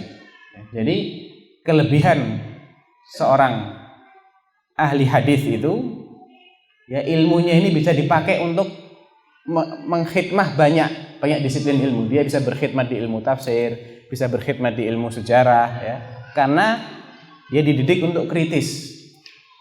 Antum akan dapati buku-bukunya tulisan ulama ahli hadis itu akan penuh dengan analisa yang kritis. Dan karena seseorang itu belajar atau berguru dengan orang-orang seperti itu, dia akan ketularan mau nggak mau gitu.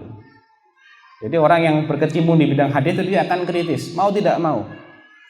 Sehingga tulisan-tulisannya lebih ilmiah dibandingkan yang tidak punya latar belakang seperti itu. Kalau hanya murni ahli fikih, nggak pernah belajar hadis, ya tidak menjamin bahwa hadis yang dijadikan dalil itu sahih. Dia nggak bisa menilai, dia harus taklid ke orang lain. Kalau ternyata nggak ada yang menghukumi hadis itu, ya udah nggak bisa apa-apa dia. Tapi kalau seorang ahli hadis itu lebih kuat. Makanya kata Imam Syafi'i, man talabal hadis qawiyat hujjatuhu. Dan beliau juga seorang muhaddis. Imam madhab yang 4 itu, yang 3 semuanya ahli hadis bukan? Ahli hadis. Imam Malik jelas, Imam Syafi'i jelas, muridnya Imam Malik. Imam Ahmad lebih lagi. Hanya Imam Abu Hanifah yang bukan ahli hadis. Kemudian dari sisi kelebihan, ya mungkin ini buku pertama yang khusus membahas tentang ibunda para ulama. Kemudian insya Allah bahasanya gampang difahami. Kemudian hadis-hadis dan asar yang digunakan juga sudah diverifikasi. Ya, antum tinggal terima hasilnya saja. Kemudian ini bukan buku musiman. Kalau buku musiman itu lewat musimnya sudah basi dia. Ya. Insya Allah ini tidak akan pernah basi. Kita akan butuh terus untuk baca lagi. Saya juga setelah baca lagi ternyata oh iya lupa kalau pernah nulis ini. Ya. Ternyata ternasehati kembali gitu loh. Kaul-kaul para ulama. Sengaja saya muat dengan teks Arabnya. Jadi kayak yang mau menghafal bisa. Ya. Karena nemukan kaul itu kadang-kadang susah. Kalau sudah ketemu, tidak kita nukil Arabnya, langsung terjemahannya, nanti nyari lagi susah. Nggak ada maktabah syamilah, antum cari terjemahan, nggak akan muncul hasilnya. Harus tahu nas Arabnya bagaimana, makanya sengaja dimuat di sini. Ini mungkin jarang dipraktekkan. Kebanyakan orang itu kalau nulis ya sudah, kalau perlu Indonesia semua, nggak pakai Arab sama sekali. Kemudian bagi yang sudah punya edisi lama, perlu nggak dia beli? Ya antum nilai sendirilah. Yang jelas edisi lama itu kira-kira separuhnya ini. Jadi tambahan-tambahan yang banyak yang menarik tadi nggak ada kecuali dalam edisi yang baru ini. Kekurangannya pasti ada, banyak. Ya. Sini anak-anak nukilkan perkataan Al-Muzani. Al-Muzani ini muridnya Imam Syafi'i. Murid yang meriwayatkan karya-karyanya Imam Syafi'i. Kan orang zaman dahulu itu kalau bikin kitab sama dia dibacakan, diriwayatkan seperti dia meriwayatkan hadis. Nanti muridnya nulis pakai sanad dari guru saya. Muridnya diriwayatkan lagi, orang nyalin pakai sanad lagi dari Muzani, dari Syafi'i. Sampai kitab itu ditahqiq ya, yang dari manuskrip dijadikan buku cetakan. Itu mesti ada sanadnya. Mesti ada sanadnya. Nah, apa kata Al-Muzani? Qala Al-Muzani rahimahullah, qara'tu kitab ar-risalah 'ala Syafi'i 80 marrah. Aku sudah membacakan kitab Ar-Risalah, kitab Imam Syafi'i ini kepada si penulisnya Imam Syafi'i sebanyak berapa? 80 kali khatam kitab Ar-Risalahnya Imam Syafi'i. Kitab pertama dalam usul fikih. Usul fikih sama mustalah hadis sekaligus. Kitab Ar-Risalah itu. Fama min marratin illa wa kana yaqifu ala khata'in. Tiap kali dibacakan mesti beliau menemukan satu kesalahan dalam kitabnya itu. Faqala Syafi'i rahimahullah, "Hi, aballah an yakuna kitaban sahihan ghaira kitabih." Memang Allah tidak mau ada kitab yang sahih selain kitabnya. Ya, ini selain Al-Qur'an. Wa qala al-Qadhi al-Bisani, salah seorang ulama namanya Al-Qadhi al-Bisani mengatakan, "Inni ra'aitu annahu la yaktubu insanun kitaban fi yaumihi illa wa qala fi hadha illa wa qala Aku berpendapat atau menurutku tidak seorang pun yang selesai menulis buku pada suatu hari, melainkan besoknya dia akan mengatakan, andai saja bagian ini dirubah kan lebih bagus, kalau yang ini dimajukan kan lebih enak, kalau yang itu dibuang kan lebih nyaman, dan seterusnya. Ya. Lau wudi'a hadza makana hadza lakana ahsan, walau zida kadza lakana yustahsan, walau quddima hadza lakana afdal, walau turika hadza lakana ajmal. Ya. Wa hadza min a'dhamil ibar. Ini adalah pelajaran besar. Wa huwa dalil ala istila'in naqsi ala jumlatil bashar. Dan ini merupakan dalil bukti bahwasanya manusia secara umum itu dikuasai oleh kelemahan, oleh kekurangan. Makanya para ulama dulu itu, Imam Malik itu 30 tahun dikoreksi terus yang namanya Al-Muwatta itu. Ngoreksinya selama 30 tahun. Tiap tahun mesti ada hadisnya yang dibuang ini. Wah, ini ternyata nggak sahih. Wah, ini kurang. Wah, ini dibuang. Kalau dibiarkan terus mungkin habis itu kitab. Nggak jadi keluar. Karena dipangkas terus. Itu Imam Malik. Jadi memang semua karya tulis pasti ada kekurangannya, dan itu yang paling pandai menilai adalah pembaca.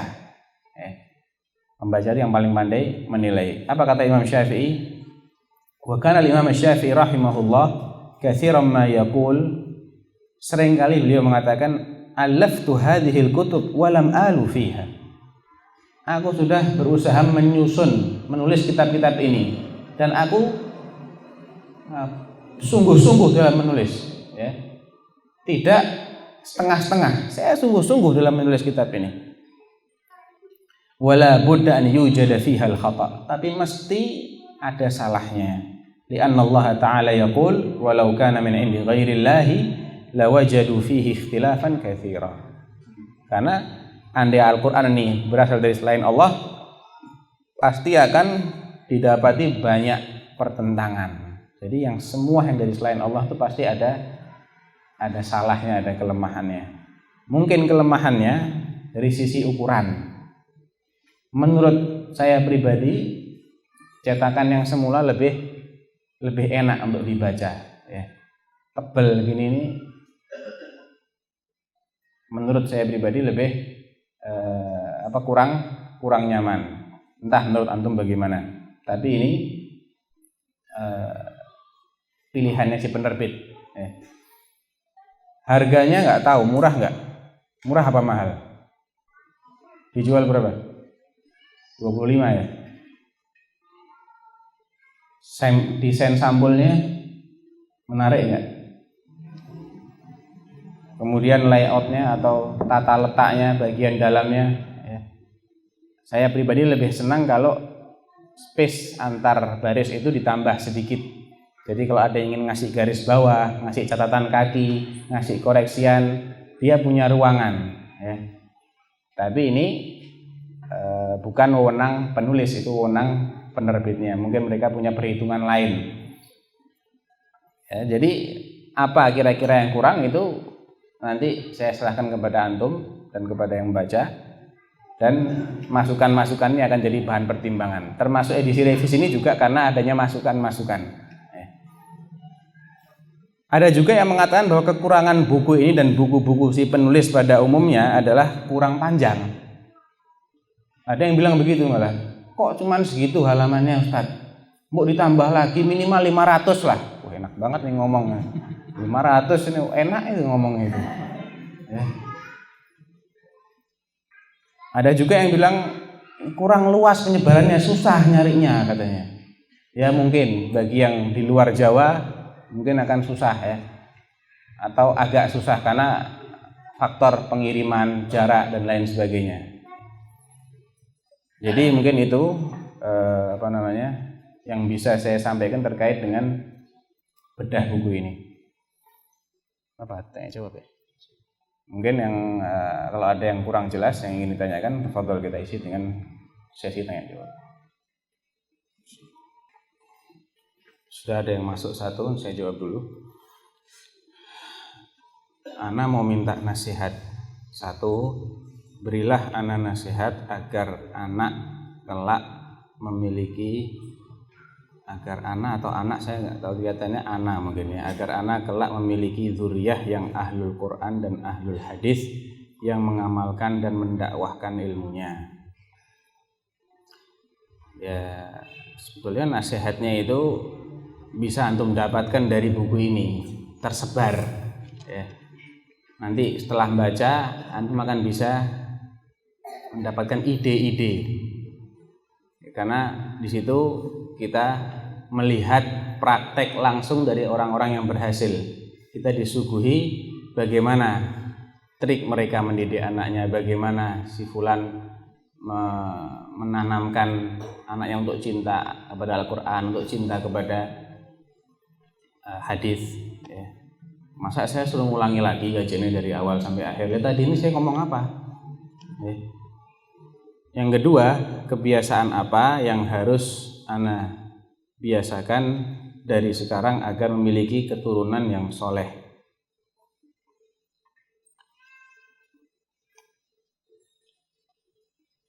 Ya pertama mestinya antum berusahalah menjadi orang yang soleh. Itu yang paling penting. Faqidus syai'i la yu'tihi. Pepatah Arab mengatakan orang yang tidak punya sesuatu tidak bisa memberikan sesuatu yang dia tidak punyai. Itu pertama. Yang kedua, ya cari, kalau ini laki ya, saya nggak tahu yang tanya ini laki atau perempuan. Kalau dia laki ya carilah istri yang solehah, calon ibu yang baik. Ya ini juga sama kayak ngulangi pengajian tadi ini kurang lebih ya. Intinya seperti itu. Ya ketika antum cari lingkungan yang baik, karena anak nggak cuma dididik oleh rumah, tapi dididik oleh lingkungannya. Sekolahkan di sekolah yang baik, keluarkan biaya nggak apa-apa. Dulu itu juga para ulama keluar banyak biaya, bukan 1, 2, puluhan yang seperti itu, habis-habisan untuk membiayai anaknya. Kalaulah orang sekarang tidak eman-eman ketika masukkan anaknya ke sekolah-sekolah favorit yang uang gedungnya aja mungkin sama dengan SPP kalau masuk SD Ibnu Qayyim sampai lulus, ya Pak Yoyo ya. SP uang gedungnya aja itu mungkin sama dengan SPP-nya kalau di SD Islam sampai lulus. Ya nggak eman-eman. Ya. Kenapa kok dia eman-eman ketika harus mengeluarkan banyak uang demi anaknya umpamanya hafal Quran? Dan jangan terobsesi dengan hafal saja. Paham, itu yang lebih penting. Ya. Kalau cuman hafal Quran, oke tunggale. Banyak orang hafal Quran itu banyak, nggak sedikit. Yang paham ini yang susah nyarinya. Betul. Jadi itu memang suatu prestasi ya. Hafal Quran itu prestasi bagus, sangat-sangat bagus. Tapi kalau berhenti di situ, tidak bagus. Kalau berhenti hanya sampai menghafal saja, kemudian sudah merasa Masya Allah, ini malah berbahaya ya. Karena kalau kita pelajari sejarah orang-orang Khawarij yang berontak kepada Sayyidina Ali bin Abi Thalib ya, yang jumlahnya sampai ribuan, itu rata-rata hafal Quran ya. Bahkan pernah diumumkan, bahkan di dalam riwayat Imam Al-Hakim dalam Mustadraknya dengan sanad yang sahih ala syartis syaikhain, sesahih hadis yang diriwayatkan oleh Imam Bukhari dan Muslim, setelah proses tahkim terjadi, setelah ada perundingan damai yang dimediasi, yang diperantarai oleh Abu Musa Al-Asy'ari sebagai wakilnya Ali bin Abi Thalib dan Amr bin Al-As sebagai wakilnya Muawiyah, ada orang-orang yang protes kepada Ali. 8.000 orang desersi. Mereka ini semuanya hamalatul Quran, penghafal Al-Quran. Berapa jumlahnya? 8.000 orang. Banyak. Ini bibit-bibit Khawarij semua mereka ini. Karena apa? Mereka cuma ngapal. Makanya Rasulullah bilang, yaqra'unal Quran la yujawizu.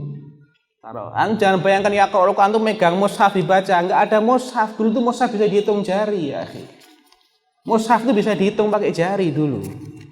Ya, pembukuan Al-Quran itu sangat belakangan.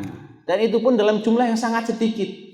Paling mushaf yang betul-betul mushaf itu, yang jadi induk itu 30 juz, tiap kota cuma satu paling. Makanya Abu Bakar setelah mengumpulkan mushaf, ya, kemudian dilestarikan oleh Umar, oleh Utsman, dikirim tiap-tiap provinsi satu sebagai rujukan. Jadi yaqra'un artinya yahfazun, baca dari hafalan, bukan baca pegang mushaf, enggak. Rasulullah yaqra'un al-Qur'an la yujawizu taratiyahum, tapi enggak melebihi ini loh. Cuma di sini tok. Enggak difahami. Ya. Jadi kalau ingin mendidik jangan hanya terbatas cuma ngapal. Yang paling penting itu memahami, bukan menghafal. Enggak dihafal insyaallah enggak akan ada orang ini mushaf banyak kok. Mushaf kan banyak ribuan, puluhan ribu jumlah mushaf ini. Kalau nggak dihafal nggak akan hilang, Al-Quran ini nggak akan hilang. Tapi pemahaman itu yang penting. Silahkan didik untuk hafal Quran, hafal hadis, tapi jangan sampai nggak didik untuk memahami. Memahami lebih penting. Nggak apa-apa nggak hafal. Hafal yang wajib saja nggak apa-apa. Juz amma, hafal Al-Fatihah, hafal bagus, tapi faham 30 juz jauh lebih baik daripada hafal 30 juz cuman faham 1 juz. Ya. Jadi kalau ingin memahamkan Al-Quran, ya harus dibawa menghadiri majelis-majelis taklim. Kalau nggak ada ya belikan CD atau kaset atau apa ya, yang berisi penafsiran, penjelasan terhadap makna-makna Al-Quran, makna-makna hadis. Agar Afwan mohon nasihatnya, bagaimana caranya agar menjadi seorang ibu yang penuh kelemah lembutan terhadap anak, karena anak termasuk orang yang keras dan galak terhadap anak.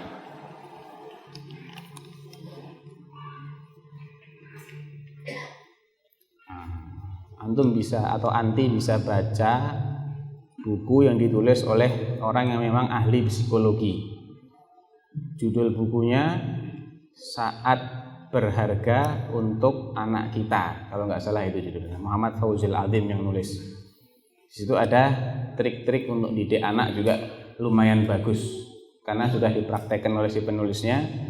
Salah satu yang saya ingat ketika kita kalau ingin marah-marahi anak, antum bayangkan wajah anak itu kalau pas tidur. Antum lagi marah ini ya, mau marah, antum bayangkan muka anak ini kalau pas tidur. Betapa polosnya ini anak, betul-betul tanpa dosa gitu loh. Kesian kan, tega nggak marahi anak kalau lagi tidur mukanya? Nggak tega. Antum bayangkan lah, ketika antum mendapati anak lagi bikin berantakan, misalnya nyimpen beras di karung, masuk dapur, semua lantai isinya beras. Antum mau marah, tarik nafas panjang-panjang.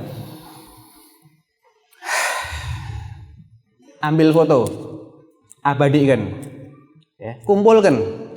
Ini akan jadi kenangan baik. Nanti kalau antum sudah besar, nah ini lihat ya, kau nakalnya kayak gini dulu. Ini beras 1 karung kau sebar. Nanti jadi pengalaman yang menarik malah. Ya. Tapi nggak tak pukul dulu. Kamu nggak pukul. Jadi dia akan tahu betapa beratnya orang tua itu membesarkan anak. Wah ternyata bandel dulu ya, weling tenan dulu. Ya itu bacalah buku itu bagus dalam masalah bagaimana kita mendidik dan menyikapi kenakalan anak atau mengatasi kebandelan anak, bagaimana itu cukup bagus untuk jadi rujukan. Ya, saat berharga untuk anak kita, penerbitnya Pro You, dan buku itu bestseller juga. Bolehkah dalam mempraktekkan mendidik anak seperti ibu ulama-ulama dengan melarang anak-anak lebih banyak bermain daripada belajar, terlebih bermain dengan teman-teman yang tidak baik? Kalau anaknya ini masih masa-masanya bermain, ya belum mumayyiz, ya nggak bisa lah dipraktekkan. Ya, jangan kita kurangi porsi anak untuk main. Memang anak itu yang namanya anak.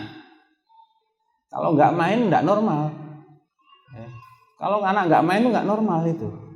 Jangan anak Aisyah aja main kok. Sudah nikah sama Rasulullah, Aisyah masih main boneka-bonekaan. Tahu nggak hadisnya? Kelihatan Rasulullah dia pakai bikin kuda-kudaan gitu. ada sayapnya. Ma hadhi ya Aish? Hadhi farasun lahu janahan. Kuda punya sayap. Loh, kamu nggak tahu kudanya Sulaiman punya sayap, katanya Aisyah. Aisyah main. Ya tapi lain mainnya Aisyah sama mainnya anak-anak kita, gitu. Bibitnya aja beda, ya. Pendidiknya juga beda, mainannya juga beda. Ya main silahkan main, nggak bisa dilarang anak itu untuk main. Tapi kalau permainan-permainan ini membahayakan akidah, ya, mendidik untuk yang tidak baik, ya jangan. Cari mainan-mainan yang selamat, yang tidak mendidik atau mempengaruhi akhlak maupun akidahnya. Main dengan teman-teman yang tidak baik juga berbahaya, ya, jangan sampai. Makanya salah satu faktornya adalah mencari lingkungan yang baik. Makanya tadi saya bilang kan, mencari lingkungan yang baik ini faktor penting sekali, ya. Jarang orang itu bisa baik padahal dia tinggal di lingkungan yang tidak baik, jarang sekali. Dan jarang sekali anak itu bisa sadar dengan sendirinya tanpa bimbingan orang tua, jarang. Apalagi sampai diajak main tidak mau, pilih belajar. Itu kalau ada mungkin paling-paling Imam Nawawi itu, ya. Karena pernah baca sejarahnya, sampai nangis-nangis diajak main nggak mau. Dia nangis-nangis karena nggak mau dipaksa oleh teman-teman sebayanya untuk main. Kata gurunya, ini tak prediksi jadi ulama besar nih. Ini aneh nih. Ternyata betul. Dan sekali hadir kajian itu 12 mata pelajaran dalam sehari. Orang normalnya 1-2, ini 12 materi, 12 kajian dalam sehari. Antum kuat hadir 12 kajian?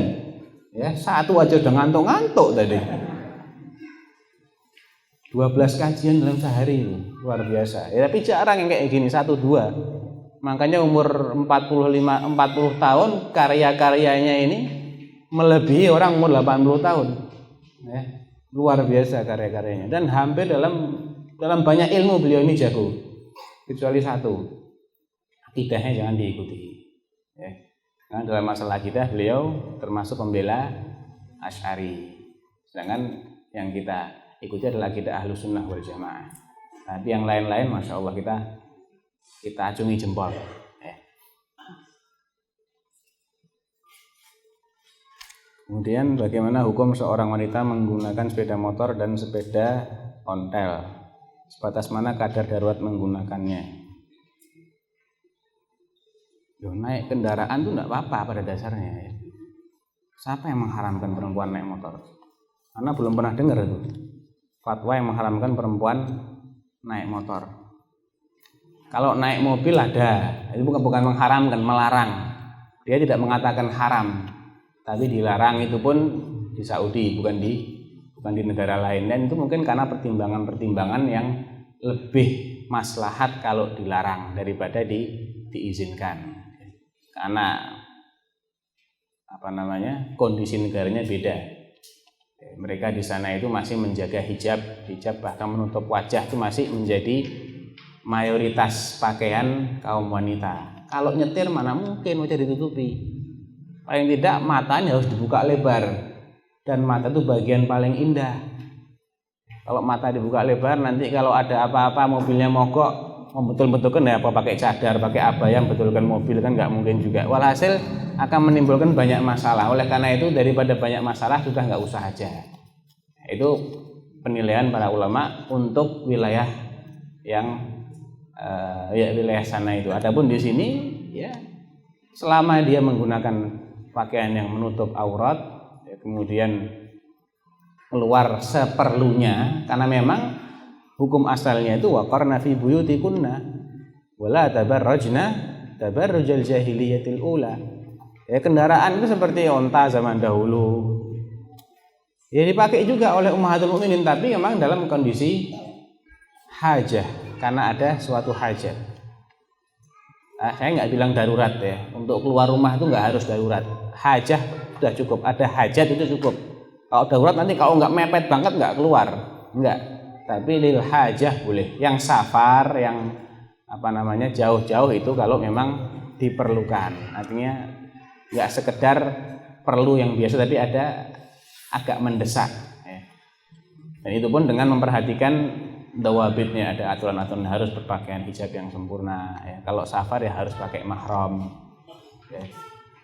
Seperti itu. Hadis berkata, wanita yang solehah adalah yang taat pada suami, menjaga kehormatan saat suami tidak ada, dan seterusnya. Apakah kesolihahan seorang wanita baru terbukti setelah bersuami? Adakah kriteria lain? Ada. Ya. Qanitatun bukan yang taat kepada suami, jadi saya nggak bilang begitu. Ya. Fasolihat qanitatun itu yang taat kepada Allah. Ya. Hafizatun lil ghaib ini baru kaitannya dengan suami. Jadi kalau ada salah terjemahan saya koreksi, tapi saya ingat saya tadi tidak menerjemahkan dengan yang taat kepada suami, tapi yang taat kepada Allah. Otomatis kalau nikah dia juga harus taat kepada suami selama diperintah yang ma'ruf, karena itu adalah bagian dari taat kepada Allah. Kriteria lain ya seperti penyayang terhadap anak, ya nggak harus nikah dulu. Sebelum nikah kan juga bisa dilihat sama anak bagaimana sikapnya. Ya, kemudian orangnya ini qanaah atau tidak. Ya. Kemudian juga cerdasnya bagaimana. Ini semua kriteria-kriteria yang tidak harus terbukti setelah menikah, enggak. Nasabnya kita bisa lihat sebelum nikah juga kelihatan nasab itu seperti apa. Garis keturunan juga bisa kita selidiki. Tidak hanya laki-laki saja menginginkan ibu yang baik untuk anaknya, wanita pun menginginkan ayah yang terbaik untuk anak-anak kelak. Bagaimana cara kami mengetahui calon ayah yang baik tersebut?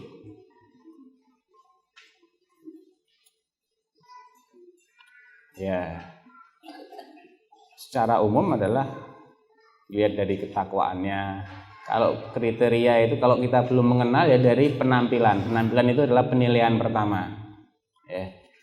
Penampilannya bagaimana, menunjukkan penampilan orang yang taat ataukah tidak. Selain itu ya dilihat dari teman-temannya seperti apa. Karena seseorang itu mungkin bisa menutupi pemikirannya, tapi nggak bisa menutupi teman-temannya. Makanya para salaf menjadikan teman seseorang itu sebagai tolak ukur orang itu siapa sebetulnya. Man khafiyat alaina bid'atuhu lam takhfa alaina ulfatuh. Siapa yang bisa menyembunyikan bid'ahnya dari kami, dia nggak akan bisa menyembunyikan teman-temannya dari kami. Dilihat aja mainnya sama siapa dia, kumpulnya sama siapa, nah dia kurang lebih seperti itu. Ini kalau kita ingin menilai dari luarnya. Atau kita tanyakan kepada orang-orang yang mengenal dia bagaimana. Ya baik itu pertama baik akidahnya itu jelas. Ya. Akidah ini asas. Kemudian juga memiliki tanggung jawab. Ya, akhlaknya baik. Kalau kriteria yang disebutkan dalam hadis, idza ja'akum man tardawna dinahu wa khuluquhu fazawwijuhu. Ya. Kriteria layak diterima pinangannya itu baik dinnya dan akhlaknya. Akhlak ditekankan di sini. Walaupun baik din itu juga mencakup baik akhlak, tapi akhlak ditekankan kembali karena banyak orang yang baik akidahnya tapi akhlaknya nggak baik. Ya, nek diserahi amanah mesti bermasalah. Etos kerjanya lemah. Terlalu tawakal sama Allah. Malah sebelum ngaji malah sregep kerjanya. Setelah ngaji malah males-malesan. Ada nggak? Banyak. Ya, banyak. Alasannya kan kita harus tawakal. Nah, ini namanya nggak baik. Dia salah dalam memahami agama ini. Dinnya masih bermasalah. Akhlaknya nanti ya macam-macam lah. Intinya dinnya baik, akhlaknya baik itu sudah merupakan syarat minimal sudah terpenuhi.